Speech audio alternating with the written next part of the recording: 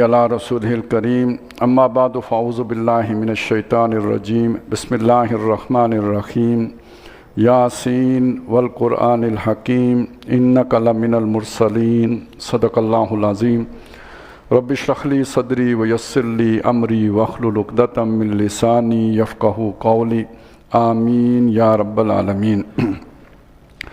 सूरह यासीन जो है इसे नबी सल्लल्लाहु अलैहि वसल्लम ने कुरान मजीद का दिल करार दिया है, जिसमें चूँकि तौहीद का मज़मून जो है वो बहुत आबोताब के साथ हमारे सामने आता है और ये कि गोया जैसे जिस्म में दिल का मकाम होता है, ऐसे ही हमारे इस जो भी दीन का निज़ाम है इसमें तौहीद का मकाम है। यासीन हरूफ मुक़त्तआत हैं और नबी सल्लल्लाहु अलैहि वसल्लम के नामों में से एक नाम भी है यासीन।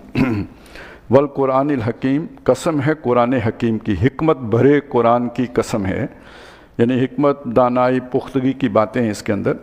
कसम है का मतलब यह है कि ये दलील है, ये शहादत दे रही है ये किताब, इन्नका लमिनल मुरसलीन, के बेशक आप रसूलों में से हैं। यानी ये जो कुरान मजीद में कस्में खाई गई हैं ना, ये असल में बतौर दलील खाई गई हैं, यानी फ़लानी शय गवाही दे रही है। तो कुरान मजीद के मज़ामीन, इसकी हिकमत की बातें, इसकी पुख्तगी गवाह है कि आप रसूल हैं। ये किसी इंसान के बस का तो कलाम हो नहीं सकता। तो गोया मुहम्मदुर रसूलुल्लाह सल्लल्लाहु अलैहि वसल्लम की रसालत का सबसे बड़ा जो गवाह है वो अल्लाह का कलाम है, कुरान मजीद है। अला सिरातिम मुस्तकीम, और ये गवाह है इस बात पर भी, ये शहादत दे रहा है, दलालत कर रहा है इस बात पर कि आप सीधी राह के ऊपर हैं, आपका रास्ता ही बिल्कुल ठीक रास्ता है, साफ़ रास्ता है, सीधा रास्ता है। क्योंकि ये किताब अक़वम है, जो हमने जैसे सूरह बनी इसराइल में पढ़ा कि यहदी लिल्लती हिया अक़वम, सबसे सीधी रास्ते की तरफ हिदायत करती है। और सूरह काफ में पढ़ा क़य्यमन, बिल्कुल जो है ना सीध है, इसमें कोई टेढ़ जलेबी नहीं है। तो यही सिरात मुस्तकीम कहलाती है। तो आप सिरात मुस्तकीम पर हैं, इस पर कुरान गवाह है। और ये कुरान तंजील अल अज़ीज़ अर रहीम, एक ज़बरदस्त और मेहरबान हस्ती की तरफ से उतारा हुआ कलाम है। और इसका एक मकसद क्या है, लितुनज़िरा कौमन, ताकि आप ख़बरदार कर दें उस कौम को, मा उनज़िरा आबाउहुम, जिसके आबा को डर नहीं, जो नहीं ख़बरदार थे, जिन्हें नहीं समझाया गया, फ़हुम गाफिलून, इस वजह से वो गाफिल हैं। यानी एक तवील अरसा गुजरा, इनमें कोई नबी या कोई रसूल नहीं आया, उन्हें समझाया नहीं गया, इसलिए उन्हें इन बातों का पता ही नहीं। अब अल्लाह ने आपको भेजा है ताकि आप उन्हें वार्न कर दें, ख़बरदार कर दें। लक़द हक़्क़ल क़ौलु अला अक्सरिहिम फ़हुम ला युमिनून, तो इनमें से अक्सर पर बात साबित हो चुकी है तो वो ईमान नहीं लाएंगे। मतलब ये कि उन्हें हकीकत समझ आ गई, जब आ गई तो उसके बाद भी नहीं माने, तो अब अल्लाह ने तौफ़ीक ही नहीं देनी उन्हें ईमान लाने की। अल्लाह का कलाम ऐसी चीज़ नहीं है कि आपको आज समझ आए और आप कहें मैं 4 साल के बाद मानूंगा, जो ही समझ आई फ़ौरन माने तो अल्लाह ताला मज़ीद रास्ते खोलेंगे। लेकिन अगर आपने उसे पीठ पीछे फेंक दिया या उसे हराने की या नाकाम करने की कोशिश की, उसके बाद फिर अल्लाह ताला समझ की तौफ़ीक ही सल्ब कर लेते हैं, फिर समझ ही नहीं आएगा। तो गोया अल्लाह ने इनके दिलों पर मोहर कर दिया, अब नहीं समझेंगे। इन्ना जअलना फ़ी आनाक़िहिम अग़लालन, ये अकड़ रहे हैं ना, उसके लिए एक अल्लाह ताला ने जो भी उसका अल्लाह का ग़ज़ब है, उसमें जो जुमला सामने आया है वो बहुत अहम है। हमने इनकी गर्दनों में तोक डाल दिए हैं। अब ये तोक नज़र नहीं आते, लेकिन रूहानी तौर पर गोया हमने इनकी गर्दनों में तोक डाल दिए हैं। फ़हिया इलल अज़कान, तो वो इनकी ठोड़ियों तक पहुँचे हुए हैं। फ़हुम मुकमहून, तो इस वजह से इनकी गर्दनें या सर ऊंचे हुए हैं। ये जो नीचे देखते ही नहीं पाँव की तरफ, जो ऊपर ही देखे हुए हैं, आप समझते हैं ये अकड़े हुए हैं, इनकी ठोड़ियों तक हमने जो है ना वो तोक घुसड़े हुए हैं, ये नीचे देख ही नहीं सकते। वजअलना मिन बैनि ऐदीहिम सद्दन, इनके आगे भी हमने दीवार खड़ी कर दी है। व मिन खल्फिहिम सद्दन, और इनके पीछे भी दीवार खड़ी कर दी है। फ़अग़शयनाहुम, हमने इन्हें ढांप दिया है। फ़हुम ला युबसिरून, ये देख भी नहीं सकते। आगे दीवार, ये इनके सामने अल्लाह की कुदरत के निशानात सामने हैं, मौजूद हैं। इन्ना फ़ी ख़ल्क़िस समावाति वल अर्द, और ये जो कुछ, अफ़ला यंज़ुरून इलल इब्ली कैफ़ ख़ुलिक़त व इलस समाइ कैफ़ रुफ़िअत व इलल जिबालि कैफ़ नुसिबत व इलल अर्दि कैफ़ सुतिख़त, मगर नहीं देखते। और पीछे ये जो तारीख़ गुजरी है, जिन बस्तियों से इनका गुज़र होता है, असहाब मदियन के साथ क्या हुआ, कौम लूत के साथ क्या हुआ, ये सब देखते हैं, वहाँ से गुज़र होता है इनका, लेकिन माजी से भी सबक हासिल नहीं करते। تو یہ گویا اندھے ہیں، ہم نے ڈھانپ رکھا ہے انہیں، نہ ماضی سے سبق حاصل کرنے کے قابل رہے، نہ جو سامنے اللہ کے نشانات بکھرے ہوئے ہیں ان سے کچھ سیکھتے ہیں۔ وَسَوَاءٌ عَلَيْهِمْ، اب ان پر برابر ہے، أَأَنذَرْتَهُمْ کہ آپ انہیں خبردار کریں، أَمْ لَمْ تُنذِرْهُمْ یا آپ انہیں خبردار نہ کریں، لَا يُؤْمِنُونَ یہ ایمان نہیں لائیں گے۔ یہ وہاں کے بڑے بڑے سرداروں کی بات ہو رہی ہے، یہ پورے مکے کی بات نہیں ہے۔ اگر سارا مکہ ایسا ہوتا تو پھر سورہ یاسین کے بعد کوئی شخص ایمان ہی نہ لاتا، لیکن یہ کہ یہ جو ان کے بڑے بڑے جو فیصلہ ساز ہیں ان کی کیفیت یہ ہے۔ باقی مکے میں جو خیر ہے وہ آہستہ آہستہ اللہ تعالیٰ یہ دودھ بلوتا رہے گا یہاں تک کہ سارا خیر چھن کے علیحدہ ہو جائے گا۔ پھر آخری حکم آئے گا جو ہم نے سورہ توبہ میں پڑھا، اب جو بھی مشرک جہاں بھی ملے یا تو یہاں سے بھاگ جائے اتنے مہینے میں، یا یہ کہ اسے قتل کر دیا جائے۔ انما تنذر من اتبع ذکر، بے شک آپ خبردار اس کو کر سکتے ہیں، آپ تو صرف اسی کو خبردار کر سکتے ہیں، من اتبع ذکر، جو ذکر کی پیروی کرے، جو اللہ نے نازل کیا ہے اس کو فالو کرے، اس کا پیروکار بنے۔ وخشی الرحمن، اور وہ رحمان سے ڈرتا ہو، بالغیب، اسے دیکھے بغیر۔ جب وہ سامنے آئے گا تو پھر تو سبھی ڈریں گے، اسے دیکھے بغیر ڈر رکھتا ہو اس کا، کہ اس کی پیشی کا ڈر، اس کے سامنے جا کے حساب دینے کا ڈر۔ تو یہ بنیادی دیکھیں قرآن مجید اس سے فائدہ اٹھانے کے لیے جو بنیادی شرط ہے وہ یہ اکاؤنٹیبلٹی، اللہ کے سامنے جا کے پیش ہونا ہے۔ جسے اس کی فکر نہیں ہے یا اس نے اس کو کہیں نہ کہیں سے جسٹیفائی کر لیا ہے کسی طریقے سے کہ اللہ غفور الرحیم ہے، یا یہ کہ کوئی سفارشی ہے، اس طرح کی کوئی اس نے اگر بہانہ بنا لیا ہے، اب آپ اسے سناتے رہیں سود حرام ہے، سناتے رہیں پردہ فرض ہے، بتاتے رہیں جناب یہ اللہ کے اوامر ہیں، یہ نواہی ہیں، اس کے لیے کوئی انسینٹیو ہی باقی نہیں رہتا نا۔ اس نے کیوں وہ کام کرے، اتنا مشکل میں اپنے آپ کو ڈالے، بخشا تو اس نے ویسے بھی جانا ہے، کام کرے تو بھی بخشا جائے گا، نہیں کرے تو بھی بخشا جائے گا، تو اتنی جو ہے نا وہ خواری اٹھانے کی کیا ضرورت ہے، باتیں سننے کی کیا ضرورت ہے، ساری دنیا سے ٹکر لینے کی کیا ضرورت ہے۔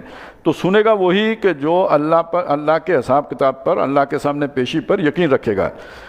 فبشرہ بمغفرۃ، تو اس کو خوشخبری دے دیجئے بخشش کی بھی، واجر کریم، اور بہت عزت والے اجر کی بھی۔ انا نحن نحیی الموتیٰ، بے شک ہم ہی ہیں جو زندہ کرتے ہیں مردوں کو، ونکتب ما قدموا، اور ہم لکھتے جاتے ہیں جو کچھ یہ لوگ آگے بھیج چکے ہیں، جو اعمال انہوں نے کیے ہیں وہ ہم نے سب لکھ رکھے ہیں، وآثارہم، جو نشان انہوں نے چھوڑے ہیں۔ اصل میں یہ بھی ہے نا کہ ایک آدمی نے کوئی کام کیا اور اس کے بعد وہ مر گیا، لیکن وہ ایک ریت چھوڑ گیا، لوگ اس پر کام کر کے قتل آگے وہ اسی رواج پہ چلتے رہے، تو گویا اس کے جو اثرات پڑیں گے وہ بھی اس کے کھاتے میں لکھے جاتے رہیں گے۔ جیسے ایک ثواب صدقہ جاریہ کا تصور ہے نا، وہ تو آپ کو معلوم ہی ہوگا، کسی نے کنواں کھودا، لوگوں کے لیے کوئی ویلفیئر کا کام کیا، جب تک وہ خیر کا کام جاری رہے گا، وہ مر بھی گیا ہو اسے نیکی کا صلہ ملتا رہے گا۔ تو اسی کا برعکس بھی ہے نا، کسی نے کوئی الٹا کام کیا تو جو جب تک وہ جاری رہے گا تو اس کا عذاب بھی، اس کا بھی حصہ اس میں ملتا رہے گا۔ تو جو آثار ہیں وہ بھی ہمیں معلوم ہے، یعنی وہ بھی ہم سب کے لیے، نیکوں کے لیے بھی جو صدقہ جاریات ہیں وہ بھی ہم نے شمار کر لینے ہیں، اور جو بروں نے برے کام کیے ہیں وہ بھی اس کے جو اثرات پڑتے رہے وہ بھی شمار کر لیں گے۔ وَكُلَّ شَيْءٍ أَحْصَيْنَاهُ فِي إِمَامٍ مُبِينٍ، اور ہر شے ہم نے گن کے رکھی ہوئی ہے اپنے پاس ایک کھلی کتاب کے اندر۔ ریکارڈ ہے جو تمہارے سامنے پیش کر دیا جائے گا، وہی ریکارڈ ہے جس کا ذکر سورہ کاف میں آیا تھا، جسے دیکھ کے لوگ کہیں گے ما لہذا الکتاب لا یغادر صغیرۃ ولا کبیرۃ الا احصاها ووجدوا ما عملوا حاضرا، کوئی شے اسے چھپی ہوئی نہیں ہوگی، دیکھ کے کہیں گے یہ کیسی کتاب ہے، نہ چھوٹی بات چھوڑی ہے اس نے نہ بڑی، سب شمار کر کے رکھا ہوا ہے، کیسی کتاب ہے اللہ۔ وَاضْرِبْ لَهُمْ مَثَلًا أَصْحَابَ الْقَرْيَةِ، ان کو ایک بستی والوں کی مثال، واقعہ، قصہ سنائیے سمجھانے کے لیے، محض قصہ گوئی کے لیے نہیں، تاکہ ان کو بات سمجھ میں آئے۔ اِذْ جَاءَهَا الْمُرْسَلُونَ، جب اس بستی والوں کے پاس سمجھانے والے آئے تھے، رسول آئے تھے ان کے پاس۔ اِذْ أَرْسَلْنَا إِلَيْهِمُ اثْنَيْنِ، اب تفصیل آئی ہے، سب سے پہلے ہم نے ان کے پاس 2 بھیجے۔ کون سی بستی ہے اس کا ذکر نہیں ہے، کس علاقے میں ہے اس کا بھی ذکر نہیں ہے، رسول کون سے تھے ان کا نام بھی نہیں ہے۔ تو بعض نے تو یعنی وہ جو بھی اللہ نے مختلف رسول بھیجے ان کا ذکر ہے، کہتے ہیں کہ کوئی رسولوں میں سے تھے۔ ایک رائے یہ بھی ہے، یعنی بہت شاذ ہے تھوڑی ہے، کسی 1-2 جو مفسرین ہیں انہوں نے یہ بھی دی ہے کہ یہ حضرت عیسیٰ علیہ السلام کے حواری تھے، جو دو گئے کسی بستی میں، لیکن یہ کہ بہرحال آپ یہی سمجھیں اللہ تعالیٰ نے کہا ہم نے اپنے رسول بھیجے ان کی طرف، اثنین دو تھے، فکذبوہما انہوں نے جا کے انہیں دعوت دی، انہوں نے ان کو جھٹلا دیا، نہیں مانی ان کی بات، جیسے ہم نے ساری تاریخ میں پڑھا ان بستی والوں نے بھی دونوں رسولوں کے ساتھ یہی کیا۔ فعززنا بثالث تو پھر ان دو کی مدد کے لیے ہم نے تیسرا بھیجا، ایک اور بھیجا پیچھے، اور تینوں نے مل کے بستی والوں سے کہا فقالوا انا الیکم مرسلون کہ ہم فرستادے ہیں، ہم پیامبر ہیں، اللہ کی طرف سے آئے ہیں، بھیجے گئے ہوئے ہیں۔ قالوا ما انتم الا بشر مثلنا، قوم نے ایک ہی جواب دیا کہ تم نہیں ہو، کچھ بھی نہیں ہو، ہماری طرح کے انسان ہو۔ یعنی اس کے پیچھے وہی سوچ ہے کہ اگر اللہ نے بھیجا ہوتا تو کسی فرشتے کو بھیجتا، کوئی اس کے ایک دو پر ہوتے، کوئی اڑ سکتا ہوتا، کھانا نہ کھاتا، تم تو ہماری طرح کے انسان ہو، مثلنا ہماری طرح کے ہو۔ وما انزل الرحمن من شیء، رحمان نے کوئی شے نہیں اتاری ہے۔ ان انتم الا تکذبون، تم جھوٹ کہہ رہے ہو، تم نہیں ہو مگر یہ کہ جھوٹ کہنے والے ہو، جھوٹ کہتے ہو، کوئی رحمان کی طرف سے میسج نہیں آیا ہے۔ قالوا ربنا یعلم انا الیکم لمرسلون، انہوں نے کہا ہمارے رب کو خوب پتہ ہے، اچھی طرح وہ جانتا ہے کہ ہم تمہاری طرف بھیجے گئے ہیں، اس کی طرف سے بھیجے ہوئے ہیں۔ اور ایک بات یاد رکھو، ہمارا کوئی اس سے زیادہ کام نہیں ہے کہ ہم تمہیں کوئی زبردستی مسلمان بنانے نہیں آئے، ہماری ذمہ داری جس نے ہمیں بھیجا ہے اس نے صرف یہ لگائی ہے وما علینا الا البلاغ المبین، ہم پر ذمہ داری اس نہیں ڈالی مگر یہ کہ صاف طور پر پہنچا دینے کی ڈالی ہے، وہ ہم نے پہنچا دیا ہے۔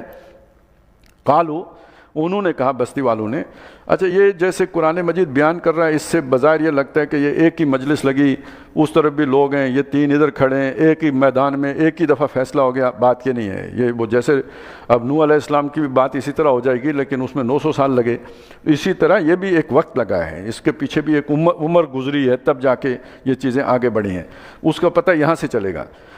قالوا انا تطیرنا بکم، بستی والوں نے کہا ہم نے تمہیں منحوس پایا ہے۔ سوال یہ پیدا ہوتا ہے کیوں منحوس پایا؟ یہ اب سورہ انعام میں جو ہم نے واقعہ پڑھا تھا، ہم نے جب بھی کوئی نبی بھیجا، کوئی رسول بھیجا تو بستی والوں کو ہم نے تھوڑی چھوٹی موٹی مصیبتوں میں پکڑا، کبھی بارشیں زیادہ ہو گئیں، یا جیسے ہم نے سورہ اعراف میں پڑھا کہ آل فرعون کے ٹڈی دل نکل آئے، کبھی مینڈک نکل آئے، کبھی جو ہے نا کوئی اس طرح کی جو سسریاں نکل آئیں، یہ خلاف معمول حادثات ہونا شروع ہو گئے۔ نبی کے آنے کے ساتھ یہ بات ہوتی ہے۔ قرآن کہتا ہے یہ کیوں ہوتی ہے؟ لعلہم یتضرعون، اخذناہم بالباساء والضراء لعلہم یتضرعون، تاکہ لوگ سوچیں، گڑ گڑائیں، اللہ کی طرف متوجہ ہوں، یہ اس لیے ہوتی ہے۔ اب لوگ اس کے بارے میں کیا کہتے ہیں؟ وہ کہتے ہیں دیکھیں حالات تو بالکل ٹھیک تھے، کوئی مسئلہ نہیں تھا، امن تھا، ہماری جو ہے کھیتیاں فصل دیتی تھیں، درختوں پہ پھل لگتے تھے، جب سے یہ صاحب آئے ہیں نا اس کے بعد یہ مسئلہ شروع ہو گیا ہے۔ تو اس کا مطلب یہ بڑے سبز قدم ثابت ہوئے ہیں، ہمارے لیے ان کی آمد جو ہے نا وہ بہت نقصان کا باعث ثابت ہوئی ہے۔ تو اب آپ یہ سوچیں یہ سارا کام ایک گھنٹے میں تو نہیں ہو سکتا تھا نا، یہ اس میں پوری ایک وقت گزرا ہے، کئی سال بیتے ہیں۔ تو انہوں نے یہ نتیجہ نکال کے ان کے سامنے رکھا کہ ہم نے آپ لوگوں کو پایا ہے کہ آپ بہت نامبارک ہو، منحوس ہو، یا ہمارے محاورے میں جو کہتے ہیں سبز قدم ثابت ہوئے ہو۔ لئن لم تنتہوا، اگر تم باز نہ آئے، یعنی اس کا مطلب یہ بھی وہ لے رہے تھے کہ یہ جو تم ہمارے آقاؤں کی اور آلہہ کی گستاخیاں کرتے ہو تو وہ ناراض ہو کے تو انہوں نے ہماری جو ہے نا یہ رزق میں برکت اٹھا لی ہے، تو اس لیے اگر تم باز نہ آئے، یہ گستاخی بند نہ کی تم نے، لنرجمنکم، تو ہم لازماً تمہیں رجم کر دیں گے۔ اب اس سے یہ پتہ چلا کہ وہ جو مشرکین ہوتے تھے وہ بھی اپنی آلہہ کی مدد کرنا ضروری سمجھتے تھے، صرف اتنا ہی نہیں ہوتا تھا کہ جی وہ ان کی پرستشی کرتے تھے، اگر کوئی سے چیلنج آئے ان کے آلیہ کو تو وہ ان کی مدد کے لیے کھڑے بھی ہوتے تھے۔ یہ تصور وہاں بھی تھا، یعنی یہ اس حد تک تو تعبیر ان کی ٹھیک تھی۔ یہ تعبیر کی غلطی والے غلطی کر رہے ہیں جو یہ سمجھ رہے ہیں کہ شاید وہ جو آلیہ کی کوئی پرستشی ہوتی تھی ان کی مدد نہیں ہوتی تھی، وہ ان کی مدد کے لیے کھڑے ہوتے تھے۔ اگر تم باز نہ آئے تو ہم تمہیں رجم کر دیں گے، وَلَيَمَسَّنَّكُم مِّنَّا عَذَابٌ أَلِيمٌ، اور تمہیں لازماً چھوئے گا، پکڑے گا، آج چمٹے گا تمہیں ہماری طرف سے دردناک عذاب، یعنی ہم تمہیں بہت سخت سزا دیں گے اگر تم رک نہ گئے اپنے اس کام سے۔ قَالُوا طَائِرُكُم مَّعَكُمْ، انہوں نے کہا یہ تمہاری جو نحوست ہے نا یہ تمہارے اپنے اعمال کا نتیجہ ہے، اگر تم توبہ طائب ہو جاؤ ظاہر اللہ تعالیٰ اپنی برکتیں اتارے تمہارے اوپر، ظاہر اللہ کی حدود میں سے کسی حد کا قائم ہونا 40 روز کی شب و روز کی بارش سے زیادہ بابرکت ہوتے ہیں، اللہ کے نبی نے فرمایا صلی اللہ علیہ وسلم۔ اور قرآن میں آیا ہے وَلَوْ أَنَّهُمْ أَقَامُوا التَّوْرَاةَ وَالْإِنْجِيلَ وَمَا أُنزِلَ إِلَيْهِمْ مِنْ رَبِّهِمْ، اگر یہ یہودی اور نصرانی تورات کو قائم کرتے، انجیل کو قائم کرتے، جو ان پر ان کے رب کی طرف سے نازل کیا گیا اسے قائم کرتے، لاکلوا من فوقہم، یا اپنے سروں کے اوپر سے بھی کھاتے، ومن تحت ارجلہم، اور اپنے پاؤں کے نیچے سے بھی کھاتے، کہ ہر طرف سے برکتیں ظاہر ہوتی. یہ ہم مسلمانوں کے لیے بھی ہے. معیشت اگر تنگ ہے تو اس کا سبب کیا ہے؟ ابھی ہم نے قوم سبا کا ذکر پڑھا تھا. اللہ تعالیٰ نے انہیں ساری نعمتیں دی تھیں، اللہ کے نافرمان ہوئے تو اللہ نے وہ جو باغ برکت والے تھے ان کو تبدیل کر کے ایک جو ہے نا وہ جھاڑ جھنکاڑ میں تبدیل کر دیا. تو ان کی نافرمانی کی سزا ملی یہ بے برکتی. تو یہ جو بے برکتی ہے یہ تمہارے اعمال کا نتیجہ ہے، یہ ہماری وجہ سے نہیں ہے.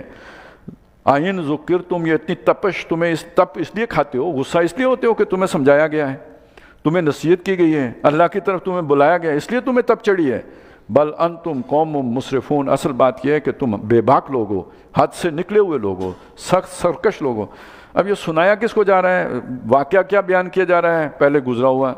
اصلاً سنانا کس کو مقصود ہے؟ قریش کو. وہ جو ہمارے ہاں کہتے ہیں نا بیٹی رے بیٹی تجھ سے کہوں، بہو رے بہو تو کان دھر. تو مکے والوں سنو، ایسا ہی انہوں نے بھی کیا تھا جو آج تم کر رہے ہو. پھر ان کے ساتھ ہوا کیا؟ وَجَاءَ مِنْ أَقْصَى الْمَدِينَةِ رَجُلٌ، اور آیا ایک شخص مدینے کے شہر کے دور سے دوڑتا ہوا، دور والی سائڈ سے، سرے سے. رَجُلٌ يَسْعَى، بھاگتا ہوا آیا. قَالَ، اس نے کہا، یا قوم، یا میری قوم، اتبعوا المرسلین، جو یہ بھیجے گئے ہیں ان کی بات مانو، ان کی پیروی کرو، ان کے حکم پر چلو. اتبعوا، پیروی کرو، من لا یسألکم اجرا، جو تم سے کوئی اجرت نہیں مانگتے، کوئی وظیفہ نہیں مانگتے، کوئی چندہ نہیں مانگتے، کچھ بھی تم سے نہیں مانگتے، اللہ کی طرف تمہیں بلا رہے ہیں، ان کی بات مانو. وہم مہتدون، وہ خود ہدایت پر بھی ہیں. یہ تو دعوت ان کی طرف دی. اب یہ رسول نہیں ہے، یہ اس قوم ہی کا کوئی فرد ہے، کوئی فقیر دور دراز رہتا ہوگا، اس نے بات سنی، دوڑتا ہوا آیا، اس نے قوم کو سمجھایا، اور اس کے بعد اگلی بات کی، وَمَا لِيَ، اور مجھے کیا ہو گیا ہے، لَا أَعْبُدُ الَّذِي فَطَرَنِي، کہ میں عبادت نہ کروں اس ذات کی کہ جس نے مجھے پیدا کیا ہے، وَإِلَيْهِ تُرْجَعُونَ، اور جس کی جناب میں تم سب جمع کیے جاؤ گے، پہنچائے جاؤ گے، لوٹائے جاؤ گے. أَأَتَّخِذُ مِن دُونِهِ آلِهَةً، کیا میں اس کو چھوڑ کے اوروں کو معبود بنا لوں؟ ان یردنی الرحمن بضر، اگر وہ رحمان مجھے کوئی ضرر پہنچانا چاہے، کوئی نقصان پہنچانا چاہے، کوئی میرا ٹوٹا کرنا چاہے، کوئی تکلیف دینا چاہے، لا تغنی عنی شفاعتہم شیئا، یہ جو معبود ہیں ان کی سفارش میرے کچھ کام نہیں آئے گی، مجھے کوئی نفع نہیں پہنچائے گی. ولا ینقذون، اور نہ مجھے چھڑا سکیں گے. اللہ کی پکڑ سے کون چھڑا سکے گا؟ تو میں اس کو چھوڑ کے ان کی عبادت کیوں کروں؟ مجھے کیا ہو گیا کہ میں اس کی نہ عبادت کروں؟ انی ذل فی ضلال مبین، اگر اسے چھوڑ کے میں ان کی عبادت شروع کر دوں تو میں تو کھلے طور پر گمراہوں میں سے ہوں. بہت نادانی کی بات ہے، بے وقوفی کی بات ہے، حماقت کی بات ہے. انی آمنت بربکم، میں اپنے تمہارے رب پر، انی آمنت، میں ایمان لایا، بربکم، تمہارے رب پر، میں مانتا ہوں تم نہیں مانتے. فاسمعون، تم میری سنو بات، یعنی تم سے جو میں کہہ رہا ہوں کہ ان رسولوں کی اتباع کرو، تم بھی میری پیروی میں ان کے پیچھے چلو. قیل ادخل الجنہ، کہا گیا جنت چلے جاؤ. اب باقی چیز چھوڑ دی گئی. اس کا مطلب یہ ہے کہ ان لوگوں نے اسے تو فوری طور پر قتل کر دیا. ان کو تو دھمکی لگائی تھی کہ تمہیں جو ہے نا جو رجم کر دیں گے اور تمہیں ہم سے بڑا سخت عذاب پہنچے گا. لیکن وہ کوئی کمزور آدمی تھا، اس کا کوئی والی وارث نہیں ہوگا، کوئی قبیلہ نہیں ہوگا، اسے انہوں نے فوراً قتل کر دیا. اچھا، یہ تو وہ منظر ہے نا جو دنیا نے دیکھا. انہوں نے نشان عبرت بنا دیا کہ جو ہمارا باغی ہوگا ہم اس کے ساتھ یہ سلوک کریں گے. لیکن یہ کہ دوسری طرف کیا ہوا، وہ منظر کسی نے نہیں دیکھا. اسے کہا گیا ادخل الجنہ، جنت میں داخل ہو جاؤ. ادھر مرتے ہی ادھر اس کے لیے جنت کا دروازہ کھل گیا، برزخ کوئی بھی نہیں ہے. یہ ہے وہ نقشہ جو کہا گیا کہ جو اللہ کی راہ میں قتل کیا گیا اسے مردہ نہ کہو. وَلَا تَقُولُوا لِمَنْ يُقْتَلُ فِي سَبِيلِ اللَّهِ أَمْوَاتٌ بَلْ أَحْيَاءٌ، زندہ ہیں، وَلَٰكِن لَا تَشْعُرُونَ، لیکن تمہیں نہیں پتہ. اور سورہ آل عمران میں فرمایا وہ اللہ کے ہاں سے رزق کھا رہے ہیں، اور جو لوگ پیچھے رہ گئے ان کے لیے خوشخبریاں بھی حاصل کر رہے ہیں. یعنی انہیں فکر ہے کہ ہم مر گئے، ذمہ دار تھے، گھر کا نان نفقہ چلاتے تھے، بچوں کا خیال کرتے تھے، حفاظت کرتے تھے، منصوبے بناتے تھے، تعلیم دلاتے تھے، شادیاں بیاہ کرتے تھے، ہم مر گئے، ان کا کیا بنے گا؟ اللہ تعالیٰ ان کو خوشخبری دے رہے ہیں تم ان کی پرواہ نہ کرو، ہم دیکھیں گے ان کو. یہ نقشہ کھینچا ہے سورہ آل عمران میں. تو وہ مرے ہوئے نہیں ہیں، وہ زندہ ہیں اور اس شان کے ساتھ جنت میں ہیں. اللہ نے یعنی شہید کے لیے یا اللہ کی راہ میں قتل کیے گئے ہوئے کے لیے کوئی برزخ نہیں ہے، وہ سیدھا گیا جنت میں. قیل ادخل الجنہ قال یا لیت قومی یعلمون. یہ ایک اور نقشہ ہے. وہ یہ ہے کہ گویا دنیا میں جو کچھ ہو رہا ہے وہ اس کے سامنے بھی ہے. اب دیکھیے کیا ہو رہا ہوگا.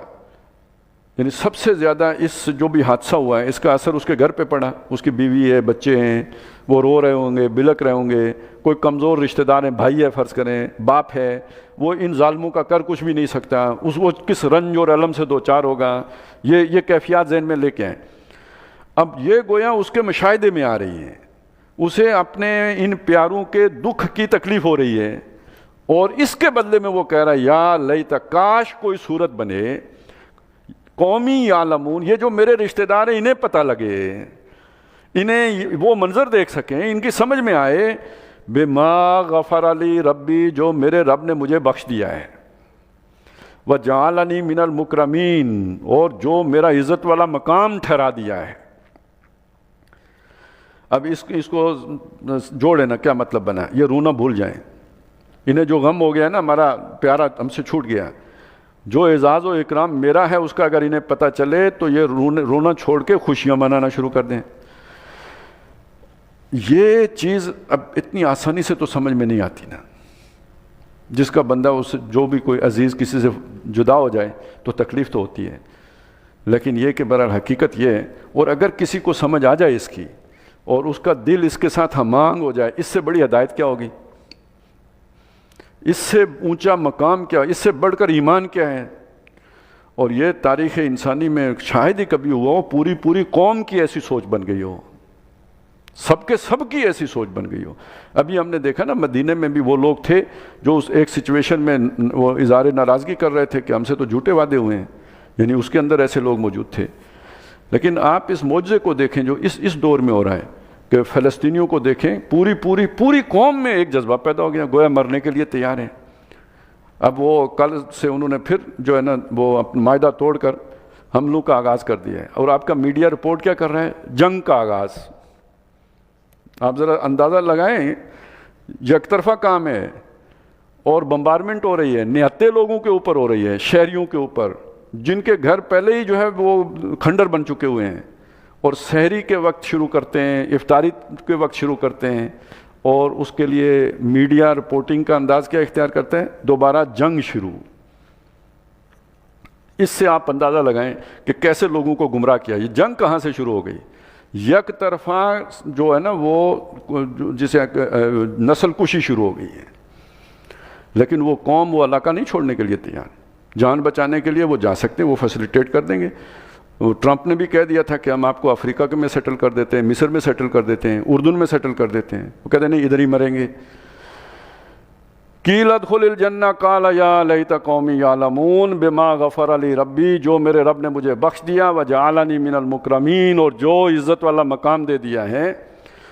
وما انزلنا علی قومہ من بعدہ من جند من السماء وما كنا منزلین، اور ہم نے اس کے بعد، یعنی اسے جب انہوں نے مار دیا اس کے بعد اس کی قوم کے اوپر کوئی فوج نہیں اتاری.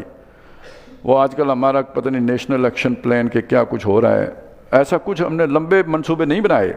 کوئی فوج ہم نے ان کے اوپر آسمان سے نہیں اتاری. وما كنا منزلین، نہ ہی ہم اتارنے والے ہیں. اتنا بڑا ہمیں تردد کرنے کی ضرورت نہیں ہے. ان کانت الا صیحۃ واحدہ، ایک آواز تھی زور کی، تیز زوردار آواز، دھماکہ. فَإِذَا هُمْ خَامِدُونَ، سب کے سب بجھ گئے. وہ جوش، وہ جذبہ، وہ اپنے آلہہ کی غیرت، وہ اللہ کے رسولوں کی دشمنی، وہ سب مٹ گیا، بالکل خاموش ہو گئے، بجھ کے رہ گئے. جیسے انگارے کے اوپر پانی ڈالیں تو وہ ایک دفعہ سنوں کر کے بس بجھ جاتے ہیں، ایسے بجھ گئے. یا حسرتن علی العباد. یہ کر کے اللہ تعالیٰ دیکھیں، یہ انداز دیکھیں نا کہ اس میں کوئی خوشی کی بات نہیں ہے. یا حسرتن علی العباد، افسوس میرے بندوں پر. ہیں تو بندے ہی سارے، میں نے ہی بنائے ہیں، بڑا افسوس ہے ان پر. ما یاتیہم من رسول، ان کے پاس نہیں آتا کوئی رسول انہیں سمجھانے کے لیے. الا کانوا بہ یستہزئون، مگر یہ اس کا ٹھٹھا اڑاتے ہیں، مذاق بنا لیتے ہیں اس کا. اب دیکھیے اللہ تعالیٰ کا کتنا بڑا ایک یہ کام، یعنی پروجیکٹ کہیں، منصوبہ کہیں، کہ وہ اپنا پیغام دے کر ایک میسنجر کسی قوم کی طرف بھیجتا ہے، اور قوم کا رویہ دیکھیں، اس کا مذاق اڑانے لگتے ہیں. عجیب کام ہے میرے بندوں کا. علم یرو کم اہلکنا قبلہم من القرون، کیا وہ نہیں دیکھتے کہ ان سے پہلے ہم نے کتنی بستیاں اجاڑی ہیں اس طرح. یہ تو ایک بستی کی مثال ہے، لیکن یہ کہ قوم نوح، قوم عاد، قوم سمود، مدین والے، قوم لوط، سدوم اور عمورہ والے، فرعون، کتنی بستیاں ہم نے اجاڑی ہیں. انہم الیہم لا یرجعون، جو واپس ان کی طرف پھر کے نہیں آئیں گے، بس گئے سو گئے، تباہ ہوئے، برباد ہوئے. وَإِن كُلٌّ لَمَّا جَمِيعٌ لَدَيْنَا مُحْضَرُونَ، لیکن اس کا یہ مطلب نہیں ہے کہ وہ اب بس مٹی میں مل کے مٹی ہو جائیں گے، نہ، یہ سب کے سب ہمارے پاس گرفتار ہو کے آئیں گے، جمع ہوں گے، حاضر ہونے والے، حاضر کر کے پکڑ کے لائے جائیں گے. یہ تھی جو وہ ماضی کی خبر. وہ تھا نا وَجَعَلْنَا مِن بَيْنِ أَيْدِيهِمْ سَدًّا وَمِن خَلْفِهِمْ سَدًّا، تو یہ جو خلفہم سدن ہے نا، یعنی یہ دیکھیں نا، اگر نہیں نظر آیا تو اس کا مطلب ہم نے کوئی دیوار حائل کر دی ہے، وہ نہیں نظر آ رہا، نہیں سمجھ آ رہی. اب جو سامنے کی خبر ہے، جو آگے دیوار چڑھی ہوئی ہے، اس کے پیچھے کیا، اس دیوار کے آگے کیا ہے؟ وَآیَةٌ لَهُمُ الْأَرْضُ الْمَيْتَةُ، ان کے لیے ایک نشانی ہے مردہ زمین میں. أَحْيَيْنَاهَا، ہم نے اسے زندہ کر دیا، یعنی بارش برسا کے. وَأَخْرَجْنَا مِنْهَا حَبًّا، اس میں سے اناج نکالا. فَمِنْهُ يَأْكُلُونَ، جس سے یہ کھاتے ہیں، چاول کھائیں، دالیں کھائیں، جو بھی کھائیں. آخر بارش نہ ہوتی تو کیسے ہوتا؟ یہ ہماری نشانی ہے. وَجَعَلْنَا فِيهَا جَنَّاتٍ مِّن نَخِيلٍ، اور اس زمین کے اندر ہم نے باغ رکھ دیے کھجور کے، وَأَعْنَابٍ، اور انگور کے. وَفَجَّرْنَا فِيهَا مِنَ الْعُيُونِ، اور چلا دیے اس میں ہم نے چشمے بہا دیے. لِيَأْكُلُوا مِن ثَمَرِهِ، تاکہ اس کے پھل میں سے یہ کھائیں. وَمَا عَمِلَتْهُ أَيْدِيهِمْ، اور یہ سارا کچھ ان کے ہاتھوں نے تو نہیں بنایا، یہ ان کی قدرت، دست قدرت ان کی کا کمال تو نہیں ہے. افلا یشکرون، تو جس نے بنایا ہے اس کے شکر نہیں کرتے، اس کا احسان نہیں مانتے، اس کے آگے سجدہ ریز نہیں ہوتے. سبحان الذی خلق الازواج کلہا، پاک ہے وہ ذات جس نے ہر شے کے جوڑے بنائے. ازواج، زوج، یعنی نر اور مادہ رکھے. یہ اب ہمیں معلوم ہے کہ جو بھی پھل ہیں، جو بھی اجناس ہیں، ان میں نر و مادہ والا معاملہ ہوتا ہے. مما تنبت الارض، جو کچھ زمین سے اگتا ہے اس میں بھی جوڑے بنائے. ومن انفسہم، ان کے اپنے بھی جوڑے بنائے، عورت مرد. ومما لا یعلمون، اور وہ مخلوق جس کو یہ نہیں جانتے ان میں بھی نر و مادہ رکھے. ہر شے ان کی جو بھی افزائش ہوتی ہے وہ اسی نر و مادہ کے ملاپ سے ہوتی ہے. وآیۃ لہم اللیل، اور ان کے لیے ایک نشانی ہے رات میں بھی، یعنی نسلخ منہ النہار، جس کے اوپر سے کھینچ لیتے ہیں جس کو ہم دن پر سے. فَإِذَا هُمْ مُظْلِمُونَ، تو یہ اندھیرے میں ڈوب جاتے ہیں، اندھیرا چھا جاتا ہے اور یہ اچانک اندھیرا آ جاتا ہے. والشمس، اور اسی طرح نشانی ہے سورج میں، والشمس تجری لمستقر لہا، وہ سورج جو چلا جا رہا ہے اپنے مقرر کیے ہوئے رستے کے اوپر، جو اللہ نے اس کا رستہ ٹھہرا دیا ہے، اس سے کوئی دائیں بائیں سلپ نہیں ہوتا، نہ سپیڈ تیز کر لیتا ہے، نہ سلو ہوتا ہے. الیکٹرانک گھڑیاں بھی تھوڑا بہت آگے پیچھے ہو جاتی ہیں، لیکن یہ اتنا بڑا جو ہے سورج اپنے رستے پہ، اسی مقررہ رستے پر اور طے شدہ سپیڈ کے ساتھ چلے جا رہے ہیں. ذالک تقدیر العزیز العلیم، یہ ہے پوری طرح ٹھہرایا ہوا اندازہ ایک ایسی ہستی کا جو زبردست ہے اور علم والی ہے. والقمر قدرناہ منازل، اور چاند کی منزلیں ہم نے مقرر کر دیں، تقسیم کر دیں. وہ پہلے حلال ہوتا ہے، پھر بڑھتے بڑھتے بدر بنتا ہے، پھر لوٹ کے واپس کھجور کی خشک ٹہنی کی مانند ہو جاتا ہے. حتیٰ عاد کالعرجون القدیم، یہاں تک کہ لوٹ کر واپس پرانی کھجور کی ٹہنی کی طرح ہو جاتا ہے، بالکل چھوٹا سا. لا الشمس ينبغي لها ان تدرك القمر، نہ سورج کے لیے ممکن ہے کہ جا کے چاند کو پکڑ لے، یعنی سپیڈ پکڑے اور چاند سے آگے نکل جائے. ولا اللیل سابق النہار، نہ رات دن پر سے سبقت لے جا سکتی ہے. کل وکل فی فلک یسبحون، سب کے سب اپنے مدار میں تیر رہے ہیں، دائیں بائیں نہیں ہو سکتے. وآیۃ لہم، اور ان کے لیے ایک نشانی یہ بھی ہے، انا حملنا ذریتہم فی الفلک المشحون، کہ ان کی اولاد کو ہم نے اٹھایا تھا، ذریہ میں ان کی جو نسل ہے اٹھائی ہم نے ایک بھری ہوئی کشتی میں. حضرت نوح علیہ السلام جو انہیں آدم ثانی بھی کہا جاتا ہے، گویا وہیں سے یہ نسل آگے چلی ہے. وَخَلَقْنَا لَهُم مِّن مِّثْلِهِ مَا يَرْكَبُونَ، اور ان کے لیے ہم نے کشتیاں بنائیں اسی کی طرح کی جن پر یہ سوار ہو کر سفر کرتے ہیں، سامان تجارت ایک جگہ سے دوسری جگہ لے جاتے ہیں. وَإِن نَّشَأْ نُغْرِقْهُمْ، اگر ہم چاہیں تو انہیں غرق کر دیں. یہ جب کشتی پہ سوار ہوتے ہیں سمندر میں ڈبو دیں. فَلَا صَرِيخَ لَهُمْ، تو کوئی ان کی پکار کو نہ پہنچ سکے. یہ SOS کالز کرتے رہیں لیکن یہ کہ کوئی ان کی فریاد نہ سنے. وَلَا هُمْ يُنْقَذُونَ، اور نہ چھڑائے جائیں. الا رحمتا منا، یہ جو زندگی کا یہ جو سفر رواں دواں ہے یہ ہماری رحمت کا مرہون منت ہے، ومتاعا الی حین، لیکن ایک وقت تک کے لیے دنیا کے فائدہ اٹھانا ہے، یہ جو بھی نفع کما رہے ہیں جو ہے چل پھر رہے ہیں ایک وقت تک کے لیے۔ وَإِذَا قِيلَ لَهُمْ، اور جب ان سے کہا گیا اتقوا ما بین ایدیکم، جو تمہارے سامنے ہے اس سے ڈرو، نصیحت پکڑو اس سے، وما خلفکم، اور جو تمہارے پیچھے ہے، یہ وہی بات ہوئی سامنے، یہ جو اللہ تعالیٰ نے یہ سارا کچھ بنایا ہے، یہاں تقویٰ کا مطلب ہوگا ذرا اس پہ سیریسلی سوچو، غور کرو اس کے اوپر، اور یہ جو پیچھے واقعات ہو رہے ہیں ان کو ذرا ذہن میں لاؤ، لعلکم ترحمون، تاکہ تم رحم کیے جاؤ۔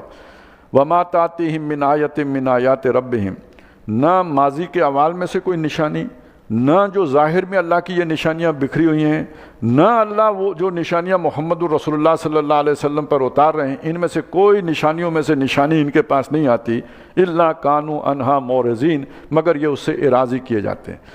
یعنی وہ جو واقعات ہیں اقوام عالم کے، جو آفاق میں بکھری نشانیاں ہیں، اور جو اللہ تعالیٰ قرآن کی نشانیاں آیات اتار رہا ہے، اس سے انہیں کوئی فائدہ نہیں ہوتا، یہ سب سے منہ اعراض کرتے ہیں، کنی کتراتے ہیں کہہ لیجئے، یا یہ کہ غفلت کا مظاہرہ کرتے ہیں، سوچتے ہی نہیں، فار گرانٹیڈ لے لیتے ہیں۔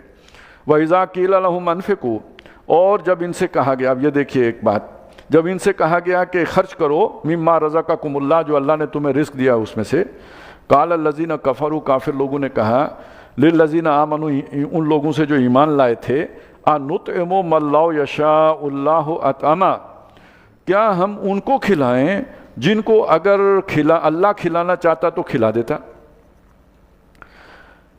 ان انتم الا فی ضلال مبین، تم نہیں ہو مگر واضح طور پر گمراہی پر ہو۔ یہ کس کو کہہ رہے ہیں؟ مسلمانوں کو کہہ رہے ہیں۔ بھائی کیوں؟ اس کے پیچھے اصل دلیل کیا ہے؟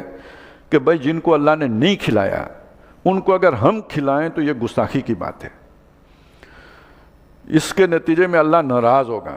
تمہیں اتنی بات نہیں سمجھ آتی، یعنی تم گمراہ ہو جو ہمیں یہ کہہ رہے ہو کہ جن کو اللہ نے نہیں کھلایا انہیں ہم کھلائیں۔ تو اب آپ کو سمجھ آئے گی یجادلون بالباطل کیا ہوتا ہے، یعنی اللہ تعالیٰ کی جو احکام ہیں ان کا مقابلہ کرنا باطل دلائل سے، وہ یہ ہوتا ہے ایک ایسی دلیل پیش کر دینا جو بظاہر وزن رکھتی ہے۔ ظاہر ہے اگر اللہ نے ان کو دیا ہے تو اللہ ان کو بھی دے سکتا تھا، لیکن یہ کہ ان کو اللہ نے نہیں دیا تو جن کو اللہ نے نہیں دیا ان کو ہم دے کے گستاخی کے مرتکب ہوں۔ اب یہ جو نتیجہ نکالا ہے، ظاہر ہے اللہ نے دیا تھا تو امتحان کے لیے دیا ہے۔ قرآن مجید یہ سمجھا رہا ہے یہ دوسرے کا حق ہے جو تمہارے پاس آ گیا اس تک پہنچاؤ، لیکن انہوں نے اس کو وہ جو تکوینی شان ہے اللہ تعالیٰ کی اس کے ساتھ جوڑ کر گڑمٹ کر کے لوگوں کے اوپر جو ہے نا وہ حق و باطل کو جو جسے کہتے ہیں نا گڑمٹ کر دیا، کنفیوژن کریٹ کر دی۔ اسی طرح کی بات انہوں نے ایک اعتراض اور بھی کیا تھا کہ جو مردار جب منع کیا گیا نا میتتن، جو مردار ہو جائے، تو اس پہ انہوں نے کہا کہ دیکھو یار یہ کیسی بات کرتے ہیں کہ جس کو یہ آپ خود ذبح کر کے مارتے ہیں کہتے ہیں یہ کھاؤ، اور جسے اللہ نے مارا، اب ظاہر ہے کوئی جانور لڑک کے مر گیا یا کسی حادثے کے نتیجے میں مر گیا، گولا ہم کہیں اللہ کی مرضی، تو جسے اللہ نے مارا کہتے ہیں یہ نہیں کھانا، اللہ کا مارا حرام سمجھتے ہیں، اپنا مارا ہوا حلال سمجھتے ہیں۔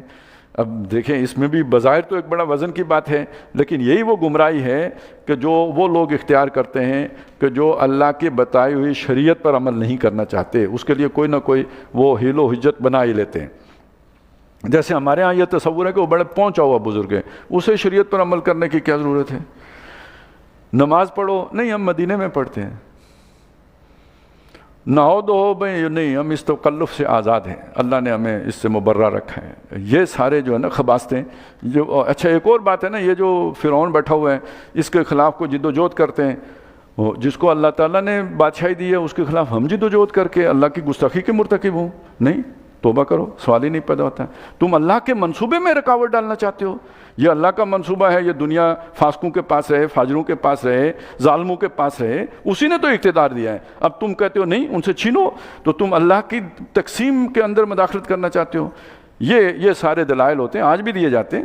یہ تعبیر کی غلطی والوں نے اور اس سے بڑھ کر کیا مطلب آپ کو سکھایا تزکیہ، یہی تزکیہ سکھایا ہے کہ بس اللہ کی رضا پہ راضی رہو، اور جب سے مسلمانوں نے یہ تعبیر اختیار کی ہے نا تب سے ٹھکائی شروع ہوئی ہے۔ جب تک وہ جو ہے نا وہ بتا تیری رضا کیا ہے والی کیفیت ہوتی تھی نا تو اس وقت تک مسلمانوں کو اللہ نے عروج بھی دیا ہے۔ اب وہ پھر آپ کہیں گے بہت سارے کام اچھے، ایک آدمی اچھے کام بھی کرتا ہے، کوئی اس سے غلطی بھی ہو جاتی ہے، لیکن یہ اب ایک اشارہ کر دیتا ہوں، 1258 ہے کہ جس میں منگولوں نے آ کے مسلمانوں کے سروں کے مینار کھڑے کیے نا، اور یہ حالت ہو گئی تھی کہ وہ مسلمان کھڑا ہے اور وہ آیا منگول، اس نے کہا بھائی ادھر کھڑے رہنا، میری تلوار گھر رہ گئی ہے، میں گھر جاؤں گا، تلوار لے کے آؤں گا، پھر تمہیں ماروں گا، قتل کروں گا، لیکن تم نے ہلنا نہیں ہے، یہ اللہ کا بندہ کھڑا ہے۔ آپ سوچیں کیوں کھڑا ہے؟ اسی لیے کھڑا ہے کہ اللہ کی تقدیر سے میں نے بھاگنا نہیں ہے ماشاءاللہ۔ ہاں اب یہ بس ہوگا جو ہوگا دیکھی جائے گی، وہ مجھے حکم دے کے گیا ہے کھڑا ہے تو پھر کھڑا ہی رہنا ہے۔ اب آخر کسی نے تو یہ پڑھایا ہوگا۔ تو آپ اگر امام غزالی کا دور دیکھیں نا، یہ 1201 یا 2 میں ان کی وفات ہے اور 1258 میں یہ حادثہ ہے۔ تو ٹھیک ہے جی، آپ ادھر جو ہے ہم ان کو کھلائیں جن کو اگر اللہ کھلانا چاہتا ہے۔ ان انتم الا فی ضلال مبین، تم کھلی گمراہی میں پڑے ہوئے ہو۔ وَيَقُولُونَ مَتَىٰ هَذَا الْوَعْدُ إِن كُنتُمْ صَادِقِينَ، وہ کہتے ہیں یہ وعدہ کب پورا ہوگا اگر سچے ہو، عذاب کب آئے گا بتاؤ۔ مَا يَنظُرُونَ إِلَّا صَيْحَةً وَاحِدَةً، یہ نہیں انتظار کر رہے مگر اسی ایک چنگاڑ کا، وہ زور کی آواز وہ جیسی اس قوم پہ آئی تھی۔ تَأْخُذُهُمْ، وہ ان کو آپ پکڑے گی، وَهُمْ يَخِصِّمُونَ، جب وہ جھگڑ رہے ہوں گے اللہ کے بارے میں، اس طرح کے بحثیں کر رہے ہوں گے، گستاخیاں، اس وقت وہ عذاب ان کو آ جائے گا۔ فَلَا يَسْتَطِيعُونَ تَوْصِيَةً، جب وہ آئے گا یہ استطاعت نہیں رکھیں گے وصیت کرنے کے بھی، اتنا بھی موقع نہیں ملے گا کہ وصیت ہی کر جائیں۔ وَلَا إِلَىٰ أَهْلِهِمْ يَرْجِعُونَ، اور نہ ہی پلٹ کے اپنے گھر والوں کے پاس جا سکیں گے، دین اینڈ دیر ادھر ہی مارے جائیں گے۔ بارک اللہ لی ولکم فی القرآن العظیم ونفعنی وإیاکم بالآیات والذکر الحکیم۔ سورہ یاسین کی 50 آیات رات ہم نے پڑھ لی تھی 3 رکوع تک، اب 51 نمبر آیت سے ہم شروع کر رہے ہیں۔ اور اس سے پہلے یہ بات آئی تھی کہ ان کا یہ مطالبہ ہے کہ یہ بتائیے یہ قیامت کب آئے گی، یہ وعدہ کب، عذاب کا وعدہ کب پورا ہوگا، اگر آپ جانتے ہیں تو بتائیں۔ اس کا جواب دیا گیا کہ یہ منتظر نہیں ہے مگر ایک تیز آواز کی، اور جب وہ آواز آئے گی وہ انہیں ایسے پکڑے گی کہ یہ مڑ کے گھر بھی نہیں جا سکیں گے اور وصیت بھی نہیں کر سکیں گے، یعنی وہ بس اسی وقت اسی جگہ پہ جو ہے مارے جائیں گے۔ پھر اس کا اگلا منظر ہے جو بتایا گیا کہ جب یہ دنیا سے کوئی مر کے چلا جائے، عذاب کے نتیجے میں کوئی قوم جو ہے وہ چلی جائے یہاں سے، یا یہ کہ قیامت ہی ہو جائے، تو جو اگلا منظر ہوگا وہ ہے وَنُفِخَ فِي الصُّورِ، اور پھر سور میں پھونکا جائے گا۔ فَإِذَا هُمْ مِنَ الْأَجْدَاثِ إِلَىٰ رَبِّهِمْ يَنْسِلُونَ، تو جو ہی وہ پھونک ماری جائے یعنی آواز آئے گی، سائرن بجے گا کہہ لیجئے، تو اپنی قبروں سے نکل کر تیزی سے دوڑتے ہوئے اپنے رب کے حضور جا کے کھڑے ہو جائیں گے۔ یہ اصل میں جواب دیا اس بات کا کہ دوبارہ کیسے پیدا کرے گا، تو اس کے لیے اتنا جو بس اتنا ہی ہوگا، جیسے وہ اپنی قبروں میں سوئے ہوئے تھے اور جو ہی آواز آئی اور اٹھ کے دوڑنا شروع کر دیا۔ اچھا، اس سے پھر وہ مسئلہ کھڑا ہوا کہ جی قبر کا عذاب تو پھر ثابت ہی نہیں ہوا، اس جگہ سے کم از کم اشارہ نکلتا ہے کہ سوئے ہوئے تھے، اور بس جیسے ہم صبح بستر سے اٹھ کے دفتر چلے جاتے ہیں تو اسی طرح وہ اٹھ کے اللہ کے سامنے چلے گئے، تو گویا ان کی جو ہے نا وہ تو نیند کی کیفیت ہی تھی۔ تو عذاب قبر، اب وہ بہت سی حدیثیں ہیں جن میں عذاب قبر کا ذکر ہے، تو اس مقام پہ جو چیز جس نقطے پہ زور دیا جا رہا ہے وہ یہ ہے کہ تم جو یہ سمجھتے ہو کیسے پیدا کرے گا، تو جیسے سوئے ہوئے کو جگا دیا جاتا ہے ایسے تمہیں جگا کے اٹھا کے تو تم دوڑنا شروع کر دو گے، اس سے اس کی نفی نہیں ہوتی۔ یہ دیکھیں، یہ پھر دوبارہ عرض کر رہا ہوں، یہ کتاب نہیں ہے، خطاب ہے۔ تو تقریر میں جس انداز میں بات کی جاتی ہے اسی انداز میں یہاں پہ بات ہوئی ہے۔ جب تک آپ اس بنیادی بات کو نہیں سمجھیں گے کہ یہ اللہ تعالیٰ کے خطبات ہیں، اس وقت تک وہ اسلوب ہی نہیں سمجھ میں آتا جو کتاب اور خطبے کے اسلوب میں فرق ہوتا ہے۔ تو اس سے یہ نتیجہ نکالنا کہ عذاب قبر سرے سے ہے ہی نہیں، یہ غلط بات ہوگی۔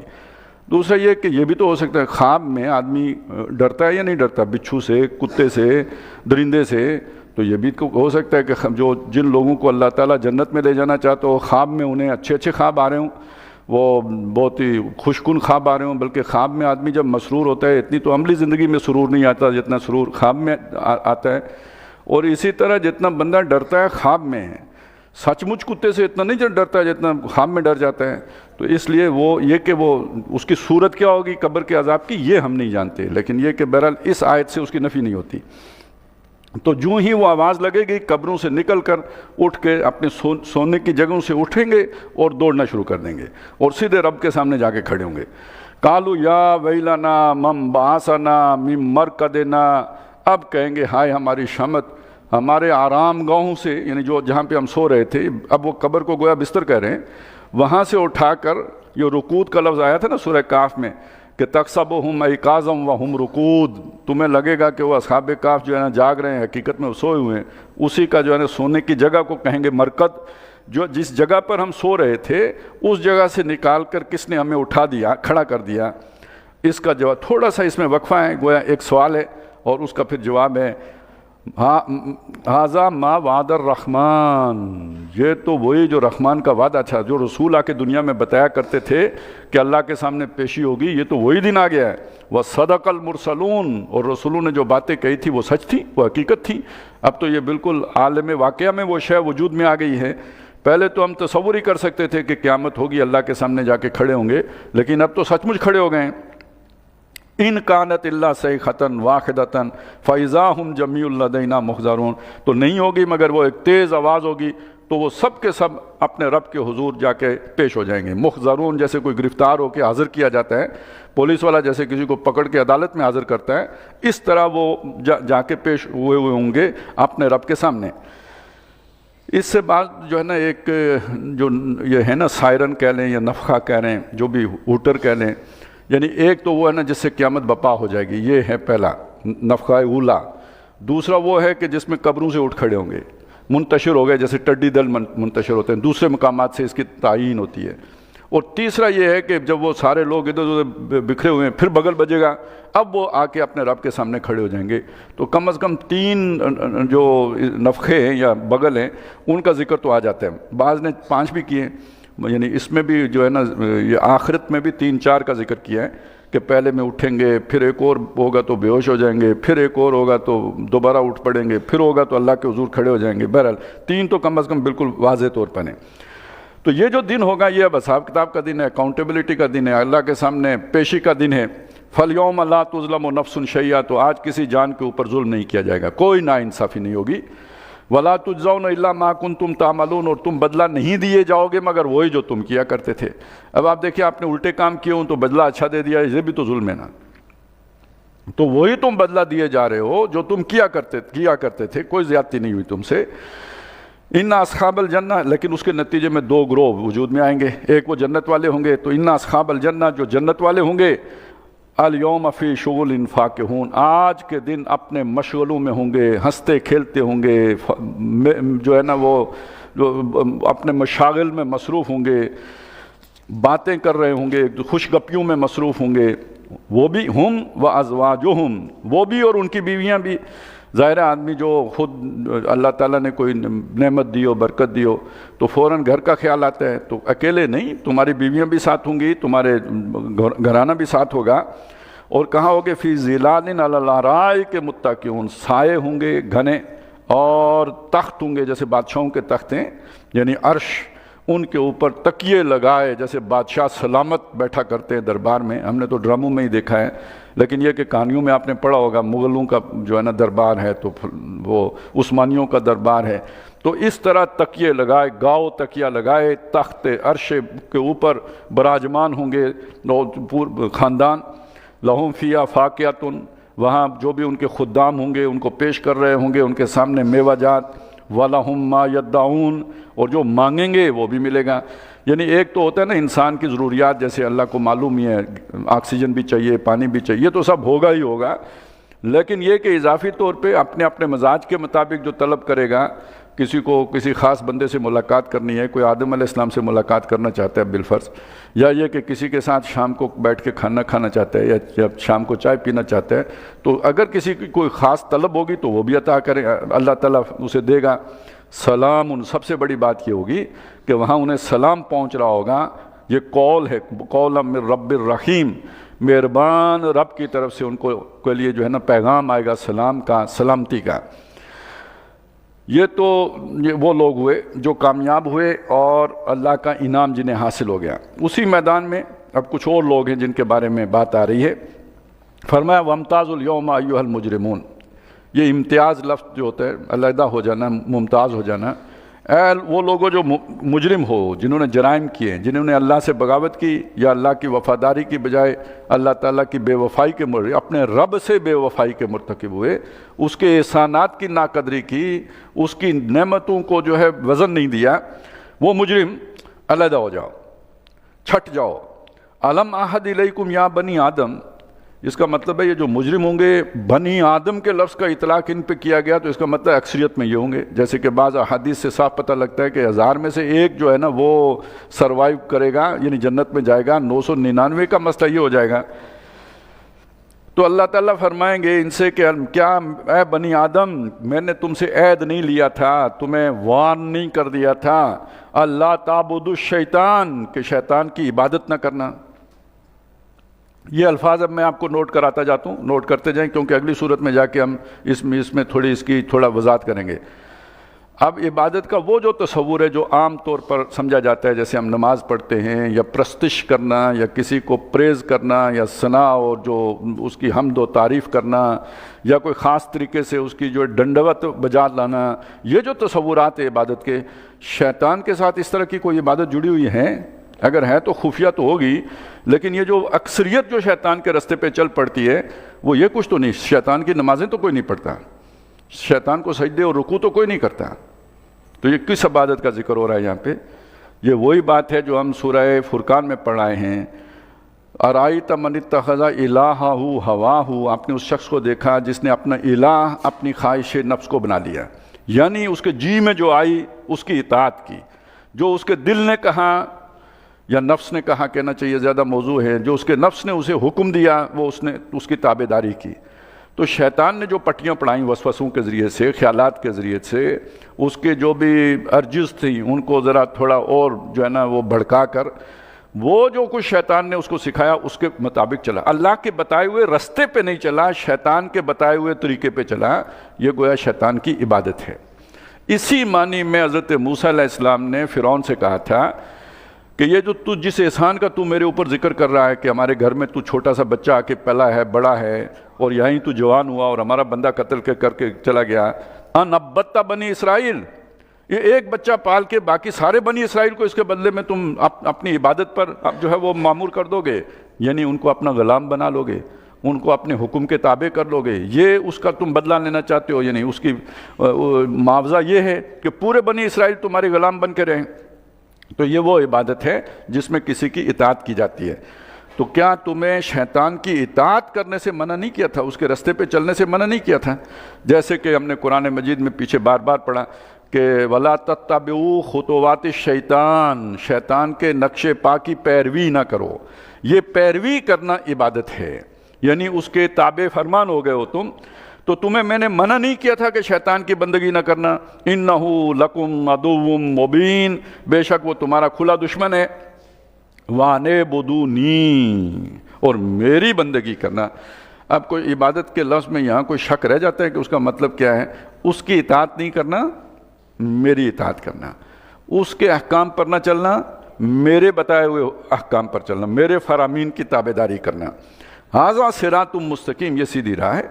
जो सिरात मुस्तकीम तुम मांगते मांगते मांगते गुजर जाते हो वो ये है कि ये बंदा तय कर ले कि मैं अल्लाह के किसी हुक्म से इनराफ नहीं करूँगा, बाकी उसके बाद अगर कोई ऊंच नीच हो भी जाती है तो तौबा का दरवाज़ा मौजूद है। उसूली तौर पे तय कर लो मैं अल्लाह का हर हुक्म मानूंगा। ये वो बात थी जो हमने पढ़ी, उदखुलू फिस्सिल्म काफ़ा, इस्लाम में पूरे के पूरे दाखिल हो जाओ। ये इसके बरक्स बात भी अल्लाह ताला ने बयान की, व मिनन नास मन याबुदुल्लाह अला हर्फ, लोगों में वो भी हैं जो अल्लाह की इबादत तो करते हैं मगर किनारे पे खड़े होकर करते हैं, नमाजें तो 5 पूरी पढ़ते हैं, कुर्बानी देने का मौका आता है कोई तो उधर से वो मुंह मोड़ के चल देते हैं। बल्कि वहाँ अल्फाज हैं कि अगर वो खैरियत रहे तो चलते रहते हैं, और अगर फितना आए तो इनकलबा अला वजह ही मुंह मोड़ के चल देते हैं। तो इबादत में मुंह मोड़ के चलना यानी कोई ऐसा हुक्म जो आपके नफ्स पर गुनाह है, कोई ऐसा अल्लाह ताला का फरमान कि जिसके पूरा करने से कोई दुनिया के नुकसान का खदशा है, वहाँ वो उल्टा फिर जाते हैं। तो मैंने तुम्हें कहा नहीं था कि शैतान की इबादत ना करना, मेरी इबादत करना। हाज़ा सिरातुम मुस्तकीम, यही सीधी राह है।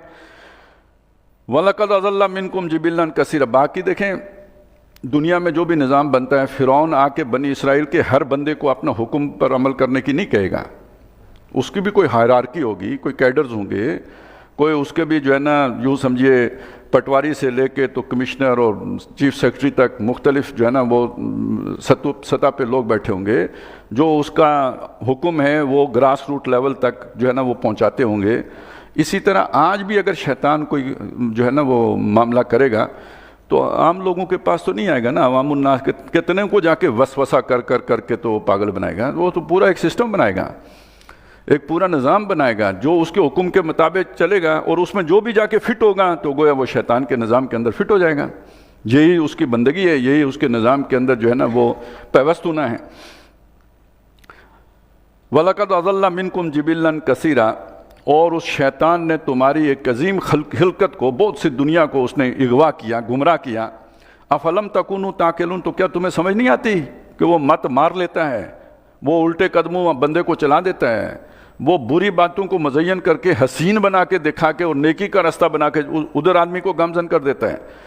ہذہ جہنم التی کنتم توعدون, ٹھیک ہے تم نے اپنی مرضی کی زندگی, میرا مال میری مرضی, اور میرا جسم میری مرضی, میرا گھر میری مرضی, کر لیا مرضی, تو اب یہ ہے کہ یہاں تمہارا ٹھکانہ جو ہے وہ دوزخ ہے جس کا تم سے وعدہ کیا جاتا تھا.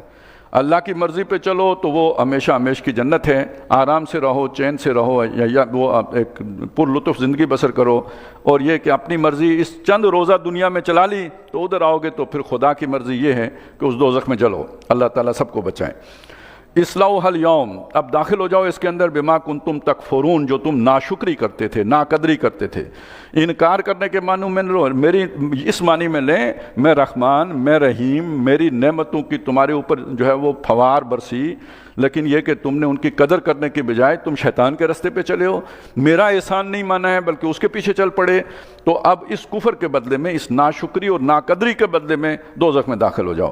الیوم نختم علی افواہہم, اس دن ہم ان کے منہ کے اوپر مہر لگا دیں گے. اس لیے کہ اگر منہ کھلا رہے, زبان جگہ چلتی رہے تو بیسیوں بہانے بنائیں گے, تو ایک ایک کیس اتنا لٹک جائے گا کہ 50,000 سال کے دن بھی چھوٹا ہو جائے گا. لہذا کوئی وکالت کوئی نہیں, دلائل کوئی نہیں, عذر کوئی نہیں, زبان کے اوپر مہر ہے, کوئی اپنے جرم کا کوئی عذر نہیں پیش کر سکے گا. وَتُكَلِّمُنَا أَيْدِيهِمْ, ہم سے باتیں کریں گے ان کے ہاتھ. وَتَشْهَدُ أَرْجُلُهُمْ, اور شہادت اور گواہی دیں گے ان کی پاؤں. بِمَا كَانُوا يَكْسِبُونَ, جو انہوں نے کسب کیے تھے. وہ سیدھا سیدھا بولیں گے, وہ بات کو پلٹیں گے نہیں, جیسے زبان پلٹ لیتی ہے نا, بات کو جو ہے الٹی چل پڑتی ہے, اپنے حق میں دلائل تراش لیتی ہے. اور جیسے اس نے کہا تھا ابلیس نے کہ اللہ میں تو بہتر ہوں, مجھے تو نے آگ سے بنایا ہے, اسے تو نے مٹی سے بنایا ہے, تو کیوں آگ سے بنا ہوا جو آلہ ہے وہ مٹی سے بنے ہوئے گھٹیا کو سجدہ کیوں کرے. تو یہ استدلال کا اور آرگو کرنے کا وہاں پہ موقع نہیں ہوگا. جو سچی بات ٹھیک ٹھیک جو واقعہ ہوا ہوگا اس واقعے کو بیان کر دیں گے ہاتھ اور پاؤں. وَلَوْ نَشَاءُ, یہ تو وہاں ہوگا, یعنی اب آپ پورا ذہن میں رکھیں نا, یعنی وہ خطاب ہو رہا ہے, تقریر ہو رہی ہے گویا, اس تقریر میں یہ بات کہی گئی, یہ کہتے ہیں کہ وہ عذاب کب آئے گا. اب اس پہ سارا یہ جواب دیا گیا ہے, عذاب آئے گا. پہلا منظر یہ ہے کہ تم جو ہے نا وصیت کرنے کے بھی قابل نہیں ہوگا, پھر یہ کہ اٹھو گے وہاں پہ, وہاں یہ نتیجہ برآمد ہوگا.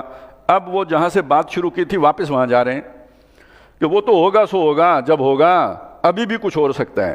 وَلَوْ نَشَاءُ, اگر ہم ابھی چاہیں, لَطَمَسْنَا عَلَىٰ أَعْيُنِهِمْ, ادھر ہی ان کی آنکھیں مسخ کر دیں, اندھے کر دیں انہیں. فَاسْتَبَقُوا الصِّرَاطَ, پھر یہ رستہ ڈھونڈیں. فَأَنَّىٰ يُبْصِرُونَ, تو نظر کہاں سے آئے گا. یہ تو ابھی ہو سکتا ہے اگر ہم کرنا چاہیں. وَلَوْ نَشَاءُ, اور اگر ہم چاہیں, لَمَسَخْنَاهُمْ عَلَىٰ مَكَانَتِهِمْ, ان کی صورتیں مسخ کر دیں ان کی اسی جگہ پر جہاں پہ کھڑے ہیں, then and there. فَمَا اسْتَطَاعُوا مُضِيًّا, تو پھر چل بھی نہ سکیں. وَلَا يَرْجِعُونَ, اور نہ یہ پلٹ کے جا سکیں اپنے گھروں کو, ادھر ہی ٹھٹک کے رک جائیں, ادھر ہی پتھر بن جائیں, یہ ہل بھی نہ سکیں. وَمَن نُعَمِّرْهُ, اچھا چلیں چھوڑیں اس کو بھی, یہ ہم ابھی نہیں کرتے. کر سکتے ہیں, قادر ہیں, لیکن ہماری حکمت نہیں ہے کہ یہ بات کریں.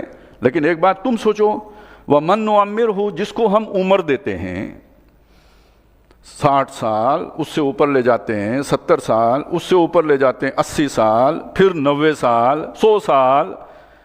نُنَقِّصُهُ فِي الْخَلْقِ, اس کی جو صلاحیت ہے اس میں کمی کر دیتے ہیں. اب وہ 40 سال والی آنکھیں تو نہیں رہتی نا, بینائی کمزور پڑ جاتی ہے. اب آپ کی وہ بیلنس نہیں رہتا, آپ چیز پکڑنے کے لیے ہاتھ آگے بڑھاتے ہیں, وہ 2 انچ ادھر ادھر چلا جاتا ہے. آپ پاؤں رکھتے ہیں کسی خشک جگہ پہ, وہ گیلی پہ پڑتا ہے, اور آپ اپنی باتھ روم میں گر کے ہڈی توڑوا بیٹھتے ہو. یہ تو تمہارے سامنے ہو رہا ہے کہ تمہاری وہ اب شان کہاں رہی, وہ مسلس کہاں رہے, وہ ریفلیکسز کہاں رہی. کہ جو آپ کی جوانی کے میں تھیں تو تم یہ دیکھتے نہیں کدھر جا رہے ہو. موت تو تمہارے اندر پوری طرح متحرک ہے، وہ اپنا کام کر رہی ہے، اگر سوچو تو تمہیں نظر آ جائے گا. ایک چھوٹی سی ذرا نفسیاتی سی بات ہے، آپ ذرا اس کو بھی تجزیہ کیجئے گا. جس کو تھوڑا اللہ تعالیٰ نے انٹروسپیکشن کا موقع دے نا تو وہ یہ سمجھ سکتا ہے. یہ گھروں میں جو ایک پھڈا ہوتا ہے نا عام طور پہ جو ساس بہو کا، تو اس کے پیچھے ایک مسئلہ کیا ہے کہ ایک گھر ہے، سارے کا سارا میرا ہے، میری مرضی چل رہی ہے، میں پوزیس کر رہا ہوں. بچے ہیں ٹھیک ہے، وہ بھی تو میرے ہی ہیں نا، میری ہی ایکسٹینشن ہے، ٹھیک، اس میں مجھے کوئی دقت نہیں ہوگی. ایک نیا فرد آیا جو میرا خون نہیں ہے، اور کم از کم چلے ایک کمرہ تو آج سے اس کا ہو گیا. میری مملکت کم ہو گئی ہے، میری ریاست کے اندر جناب اسٹیٹ ود ان اسٹیٹ. یہ میری یعنی غیر شعوری طور پر میرے اندر ایک جو ہے نا یعنی وہ مجھے پتہ لگ گیا کہ میرے اقتدار کا سورج غروب ہونا شروع ہو گیا ہے. اب وہ جو مجھے پتہ لگ گیا اس کا شعور تو نہیں ہے، وہ اندر خانے ایک جو ہے نا وہ ایک یعنی خطرہ، وہ جو ہوتا ہے نا فیئر، وہ پیدا ہو گیا. اب وہ کس طرح ریئیکٹ کرے گا؟ تو میں نے آپ کو بتایا اس لیے کہ اگر آپ کو یہ پتہ ہوگا تو ذرا آپ اپنا کنٹرول کر لیں گے. وَمَن نُعَمِّرْهُ ہو، ایک تو یہ ہوتا ہے کہ آپ فزیکلی کمزور ہونا شروع ہو جاتے ہیں، سوشلی بھی آپ کا دائرہ اختیار، آپ کا حکومت جو ہے نا آپ کے گھر کے اندر ہی سکڑنا شروع ہو جاتی ہے. تو وَمَن نُعَمِّرْهُ جس کو ہم عمر دیتے ہیں، نُنَقِّصُهُ فِي الْخَلْقِ. تو دو باتیں، ایک تو اس کے اپنے جسم کے اوپر وہ کنٹرول نہیں رہتا، اس کی اپنی صلاحیتیں کو جو ہے گھٹ جاتی ہیں، اور دوسری بات یہ کہ اس کا وہ جو بھی ایک سماجی وہ ہوتی ہے سیادت، اس میں کمی واقع ہو جاتی ہے. افلا یعقلون، تو کیا سوچتے نہیں. وہ بڑھاپے کے بارے میں نا غالب نے بڑی زبردست بات کی ہے نا کہ ایک وہ جوش ہوتا ہے بڑھاپے جوانی کا، پھر یہ ذوف آ گیا ہے، تو کہتے ہیں جوش جوانی گھٹ گیا، ذوف پیری بڑھ گیا، کمزوریاں آ گئیں جسم کے اندر. اب کیا کریں؟ اب عصا بنوائیے، کوئی لاٹھی چاہیے نا چلنے کے لیے، اب اپنے قدموں پہ تو نہیں کھڑے ہو سکتے. عصا بنوائیے نخل تمنا کاٹ کر.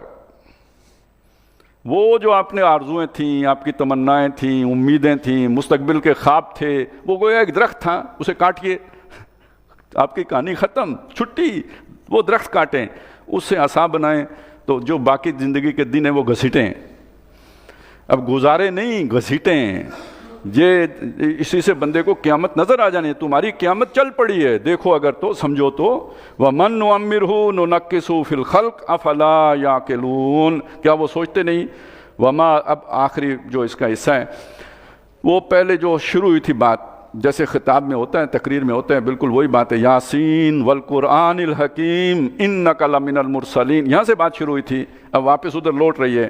وما علمناہ الشعر، ہم نے اپنے نبی کو شعر نہیں سکھایا. یہ بھی ایک ذوق ہوتا ہے، لیکن یہ کہ نبی صلی اللہ علیہ وسلم کو اس سے اللہ تعالیٰ نے، جیسے ہم نے سورہ عنکبوت میں پڑھا تھا نا کہ آپ نہ پڑھ سکتے تھے نہ آپ لکھ سکتے تھے. اگر آپ ایسا کر سکتے ہوتے تو پھر ان کو شک پڑتا کہ قرآن خود لکھ کے لے آئیں، تو سب کو معلوم ہے آپ لکھ ہی نہیں سکتے. اسی طرح شاعری کا مسئلہ ہے. نبی صلی اللہ علیہ وسلم کے بارے میں تو یہ ہے کہ شعر کہنا تو بہت دور کی بات ہے، شعر پڑھ بھی نہیں سکتے تھے. مطلب کسی نے شعر سنا دیا، یاد بھی ہو گیا، تو پڑھتے ہوئے وزن گر جاتا تھا. تو ایک دفعہ کوئی شعر پڑھا آپ نے، حضرت ابو بکر صدیق رضی اللہ تعالیٰ عنہ مسکرائے. انہوں نے مسکرا کے کہا، اللہ کے نبی، میں یعنی یقین کرتا ہوں کہ آپ اللہ کے نبی ہیں، شاعر نہیں ہیں، کیونکہ وہ شعر کا وزن ہی آپ سے گر جاتا ہے. تو یہ ایک اور اضافی دلیل دی کہ آپ شاعر نہیں ہیں، یہ اللہ کا کلام ہے. انک لمن المرسلین، آپ رسولوں میں سے، شاعروں میں سے نہیں ہیں. وما علمناہ الشعر، اور ایک بات اور کہی، وما ینبغی لہ، یہ شاعری کرنا نبی کی شان کے مطابق ہے بھی نہیں. ایک تو وہ شعراء کی وہ بات کہ وہ جو ہے نا مبالغہ آرائی کرتے ہیں اور رگے گل سے جو بلبل کے پر باندھتے ہیں، تو ایک تو یہ، پھر یہ کہ تکلف ہوتا ہے. ظاہر ہے وہ وزن ہے، اس کے مطابق آپ نے الفاظ کو وہاں پہ جو ہے نا ایڈجسٹ کرنا ہوتا ہے. اس کے لیے کافی جو ہے نا وہ بے تکلفی تو اس میں نہیں ہوتی نا، تکلف تو ہے اس میں. اور یہ بھی ہم نے پڑھا کہ نبی کی شان یہ ہے، وہ آپ سے کہلوایا گیا کہ آپ کہہ دیجئے ما انا من المتکلفین، میں تکلف کرنے والوں میں سے نہیں ہوں. یہ لباس میں، وضاقتہ میں، بلکہ یہ کہ یہ جتنی بھی یعنی بے ساختگی ہے، اصل شخصیت کا اظہار تو بے ساختگی سے ہوتا ہے.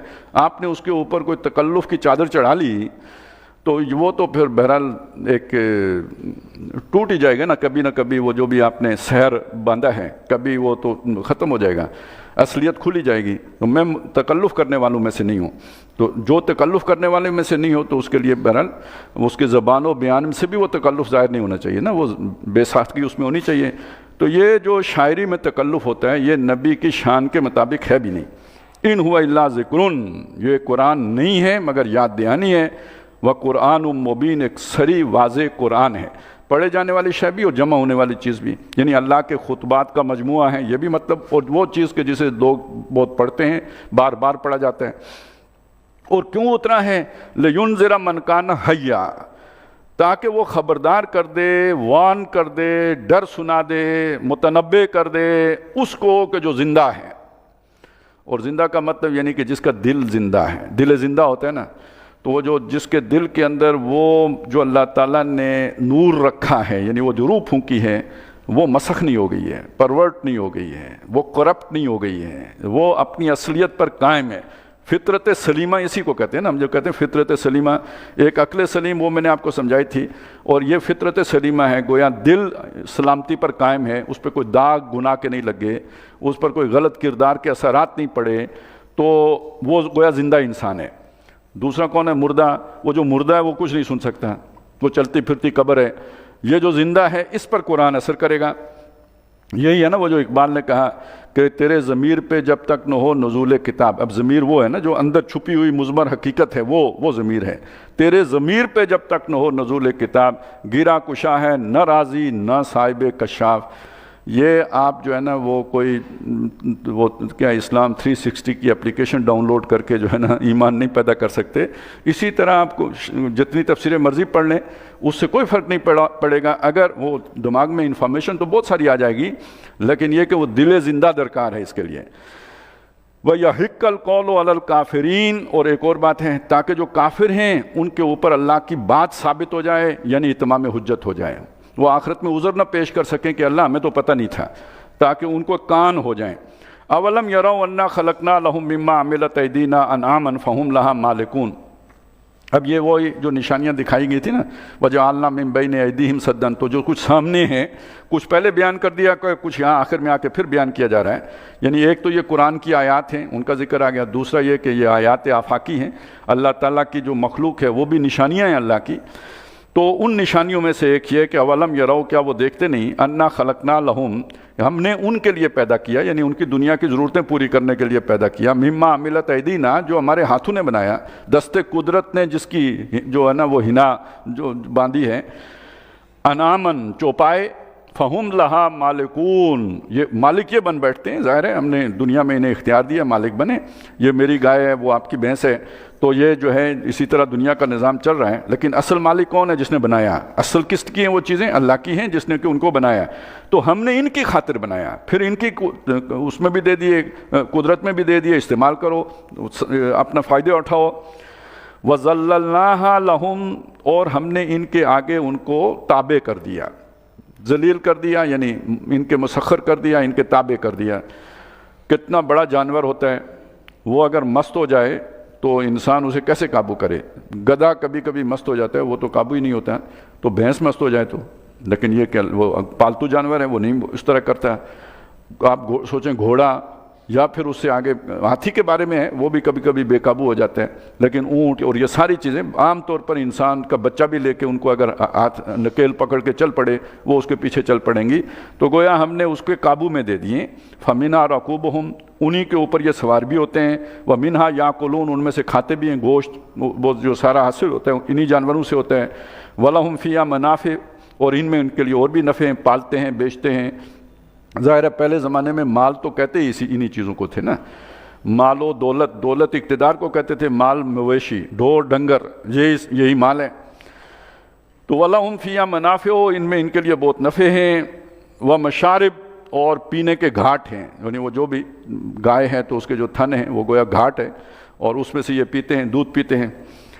رب کا شکر ادا کر بھائی، جس نے ہماری گائے بنائی، تو ظاہر ہے اصل تو شکر پھر اللہ کا بنتا ہے۔ افلا یشکرون، تو کیا اس کے شکر گزار نہیں بنتے؟ یہ ہے اصل میں جو قرآن تصور دیتا ہے کہ اللہ کی نعمتیں ہیں، اس کے احسانات ہیں، اس نے تمہارے لیے کیا کچھ بنایا ہے، بدلے میں تم اس کے شکر گزار بنو، اور شکر کا طریقہ یہ ہے کہ اس کے احکام کی تابعداری کرو۔ شکر اس کو کہتے ہیں، ویسے زبانی کلامی شکر وہ بھی اچھی بات ہے، چلیں کوئی کر لے، لیکن وہ تو بہت ہی بدتمیزی ہو جائے گی کہ آپ کو کوئی پانی پلائے آپ شکریہ کا لفظ بھی نہ بولیں۔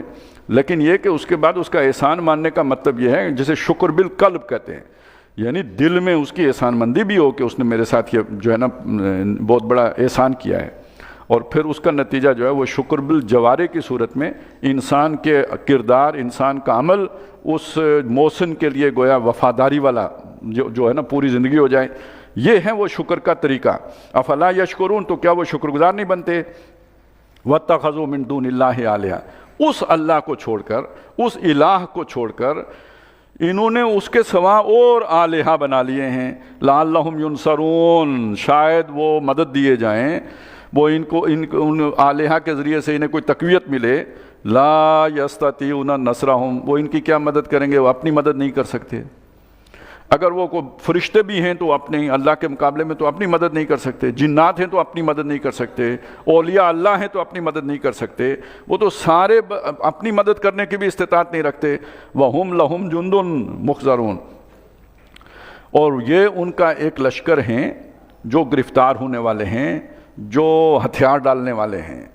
یعنی یہ اب سورہ یاسین میں پیشن گوئی کر دی گئی، لیکن یہ کہ وہ مرحلہ آیا غزوہ بدر، اس کی ابتدا ہوئی، اور بالآخر جا کے تو جو فتح مکہ کے بعد گویا وہ سارا لشکر جو شیطان کا تھا وہ ختم ہو گیا۔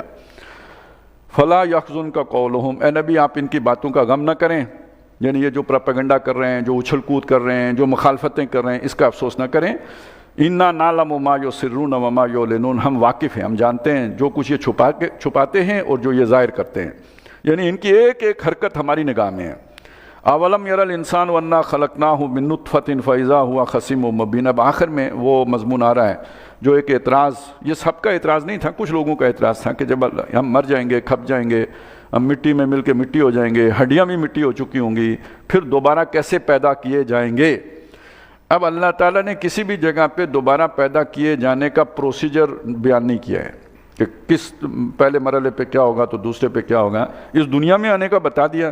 تم نطفہ تھے، علقہ ہوئے، مضغہ ہوئے، اس پہ گوشت چڑھا، ہڈیاں بنی، ہڈیوں پہ گوشت چڑھا، ثم انشأناہ خلقا آخر، یہ سارا بیان کر دیا۔ ادھر کیسے ہوگا؟ مراحل بتا دیے، ایسے کہ سور میں پھونکا جائے گا تو پیش ہو جاؤ گے، ایسی کوئی تفصیل نہیں بتائی، لیکن کچھ دلائل ہیں جو دیے ہیں کہ بھئی یہ دعویٰ کون کر رہا ہے کہ میں دوبارہ بناؤں گا، اس دعویٰ کرنے والے کی صلاحیت کیا ہے بنانے کی، ذرا اس پر غور کر لو۔ اولم یر الانسان، کیا انسان نے یہ نہیں دیکھا، انا خلقناہ، کہ ہم نے اسے بنایا، من نطفۃ، ایک حقیر بوند سے، فاذا ہوا خصیم مبین، اور اس کے بعد وہ ہو گیا ایک سخت جھگڑا کرنے والا واضح طور پر، مطلب یہ کہ بہت دلائل دینے والا، تقریریں کرنے والا، شاعری کرنے والا، فلسفے بگارنے والا۔ افلاطون پیدا ہو گئے، سقراط پیدا ہو گئے، ارسطو پیدا ہو گئے، ایک سے بڑھ کر ایک عقل مند شخص پیدا ہوا۔ ابتدا کہاں سے ہوئی؟ ٹھیک ہے تم بہت بڑے علامے ہو، لیکن جس کی مخلوق کو جس نے پیدا کیا، اس کے دستے ہنر کی بھی تو کوئی تعریف بنتی ہے کہ نہیں بنتی؟ کہ اس نے تمہاری نقشہ کشی کی اور تمہیں کیا سے کیا بنایا، کس شے سے کیا چیز بنا دیا، تو کیا اس کے لیے ناممکن ہے یہ کہ تمہیں دوبارہ پیدا کر دے سیکنڈ ٹائم؟ پہلی دفعہ یہاں سے یہاں پہنچا دیا، دوسری دفعہ تو آسان ہوتا ہے۔ وَضَرَبَ لَنَا مَثَلًا، اور یہ اس قابل ہو گیا انسان آج ہمارے بارے میں مثالیں بیان کرتا ہے، یعنی بازی بارش بابا ہم بازی والی بات ہو گئی کہ اٹھ کے ہمارے بارے میں ہی باتیں کرنا شروع ہو گیا ہے۔ وَنَسِیَ خَلْقَ، اور یہ کہ اپنی پیدائش بھول گیا ہے۔ وہ ایک بات تو خیر بہت ہی عجیب سی کہی جاتی ہے، لیکن اس کے میرے پاس ایک اور جملہ ہے، اچھا ہے۔ ایک بچہ اپنے والد صاحب کو سمجھا رہا تھا، یہ سچا واقعہ ہے، وہ سمجھا رہا تھا، تو تھوڑی دیر میں والد صاحب تپ گئے، انہوں نے کہا پتر ہی رہے، پیو نہ بن۔ تو یہ بھئی تم ابھی تمہاری عمر ہی کیا ہے، میرے بہت سے تجربے ہیں، بھئی یہ بات ہے جو اللہ تعالیٰ سمجھا رہا ہے، میں نے تمہیں بنایا کہاں سے کہاں پہنچایا، اور اب جب تمہیں کچھ سمجھ آئی ہے تو ہمارے بارے میں مثالیں، اللہ دوبارہ کیسے کرے گا، شاباش۔ وَضَرَبَ لَنَا مَثَلًا وَنَسِیَ خَلْقَ قَالَ مَنْ يُحْيِي الْعِظَامَ وَهِيَ رَمِيمٌ، بہت بڑا فلسفیانہ سوال اٹھایا ہے اس نے کہتا ہے جب ہماری ہڈیاں ہو جائیں گی، ہم ہڈیاں ہو جائیں گے اور وہ بھی کھوکھری ہو جائیں گی، تو کون اٹھائے گا ہمیں دوبارہ؟ اب ظاہر ہے یہ ذرا تھوڑا سا تیش دینے والی وہی بات ہے جو میں نے آپ کو بتائی تھی، پتر ہی رہ پیو نہ بن، تو اب وہ جواب بھی ویسا ہی آ رہا ہے، کل یحیی الذی انشأ اول مرہ، اسے کہو کہ وہی دوبارہ زندہ کرے گا جس نے پہلی مرتبہ اٹھایا تھا، اس حقیر بوند سے تمہیں دانشور بنایا تھا، وہی تمہیں دوبارہ اٹھائے گا، وَهُوَ بِكُلِّ خَلْقٍ عَلِيمٌ، اور وہ ہر شے بنانا جانتا ہے، اسے پتہ ہے کیا شے کیسے بنائی جاتی ہے۔ میں نے شروع میں کہا تھا کہ اللہ نے یہ نہیں بتایا آپ کو کہ میں کیسے بناؤں گا، وہ اس نے یہ بتایا کہ میں علم رکھتا ہوں، بنانے کا طریقہ آتا ہے مجھے، اور میں قادر ہوں، ایگزیکیوٹ کر سکتا ہوں، جو بھی وہ طریقہ ہے اس کے اوپر عمل کر سکتا ہوں۔ تو اصل میں آپ دیکھیں گے قرآن مجید میں جن لوگوں نے یہ سوال اٹھایا کہ دوبارہ پیدا نہیں ہوں گے، تو اس کے جواب میں کہا انہوں نے اپنے رب کا کفر کیا ہے۔ کیوں یہ بات کہی؟ اگر دیکھیے یہ ذہن میں رکھیں، آج ایک سوال اٹھتا ہے، اسلام کے اوپر بھی اٹھتا ہے، تمام مذاہب کے اوپر بھی اٹھتا ہے کہ یہ تو لوگوں نے مذہب خود بنا لی ہے نا، مطلب جہاں جہاں لمیٹیشنز تھیں تو وہاں ایک کسی سپر نیچرل ہستی کی ضرورت پیش آئی اور انہوں نے کوئی نہ کوئی مطلب گھڑ لیا اپنے پاس سے، سب نے گھڑ لیا، تو مسلمانوں نے بھی گھڑ لیا۔ بات کوئی غلط نہیں ہے، قرآن مجید تو خود یہ کہتا ہے کہ یہ ان کے آلیہ گھڑے ہوئے ہیں، کہتا ہے کہ نہیں کہتا؟ تو اگر آج انسان یہاں تک خود پہنچ گیا ہے کہ یہ انہوں نے اپنے معبود خود گڑے ہیں، تو یہی تو قرآن کا سارا استدلال ہے۔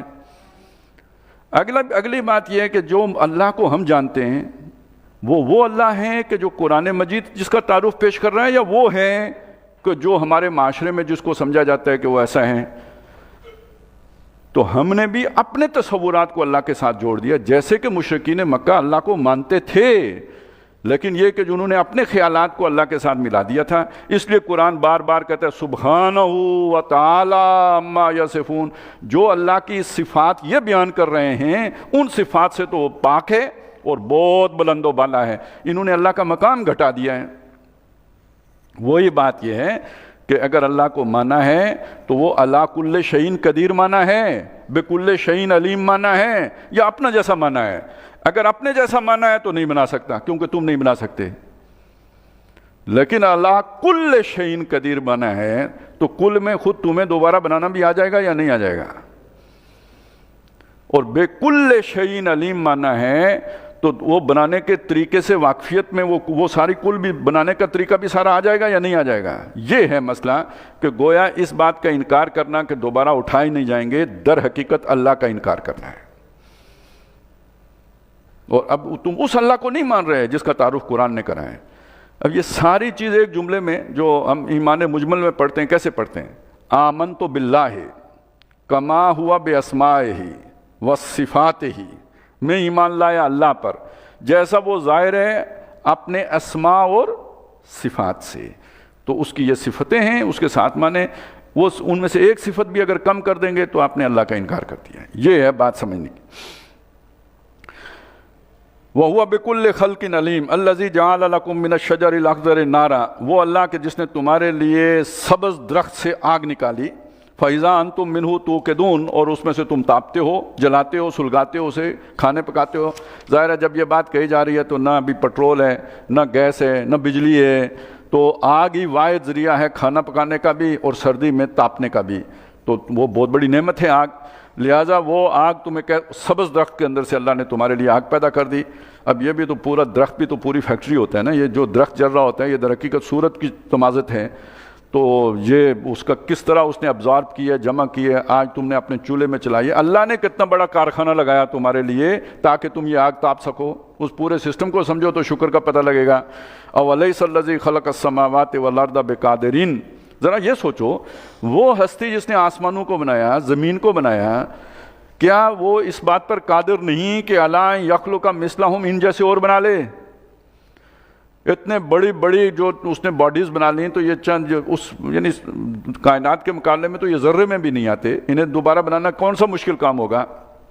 بلا، کیوں نہیں؟ وَهُوَ الْخَلَّاقُ الْعَلِيمُ، وہ خلاق ہے، یہ فعال کا صیغہ ہو گیا، بہت بنانے والا، بنا سکنے والا، اور علیم جاننے والا کہ کیا شے کیسے بنائی جاتی ہے۔ انما امرہ اذا اراد شیئا، اب یہ تو اس سے بھی اگلی بات آ گئی، اس کا معاملہ یہ ہے جب وہ کسی شے کو کرنے کا ارادہ کرتا ہے ان یقولا تو وہ کہتا ہے لہو اس چیز کو کن ہو جا فیکون وہ ہو جاتی ہے، کوئی وقت لگتا ہی نہیں، اسی وقت وہ شے ہو جاتی ہے۔ فسبحان الذی بیدہ ملکوت کل شیء، تو پاک ہے وہ ذات کہ جس کے ہاتھ میں ہر شے کا اقتدار ہے، بادشاہی ہے، ملکوت، ہر شے کی بادشاہی اس کے ہاتھ میں، کوئی شے انڈیپینڈنٹ نہیں ہے، کوئی شے ایسی نہیں ہے کہ جو خود مکتفی ہو، سیلف سفیشنٹ ہو، سب اس کے آگے جو ہے سجدہ ریز ہیں، حاجت مند ہیں، ضرورت مند ہیں، اس کا وجود وہ اس کی عطا ہے اور اس کے احکام کے تابع ہیں۔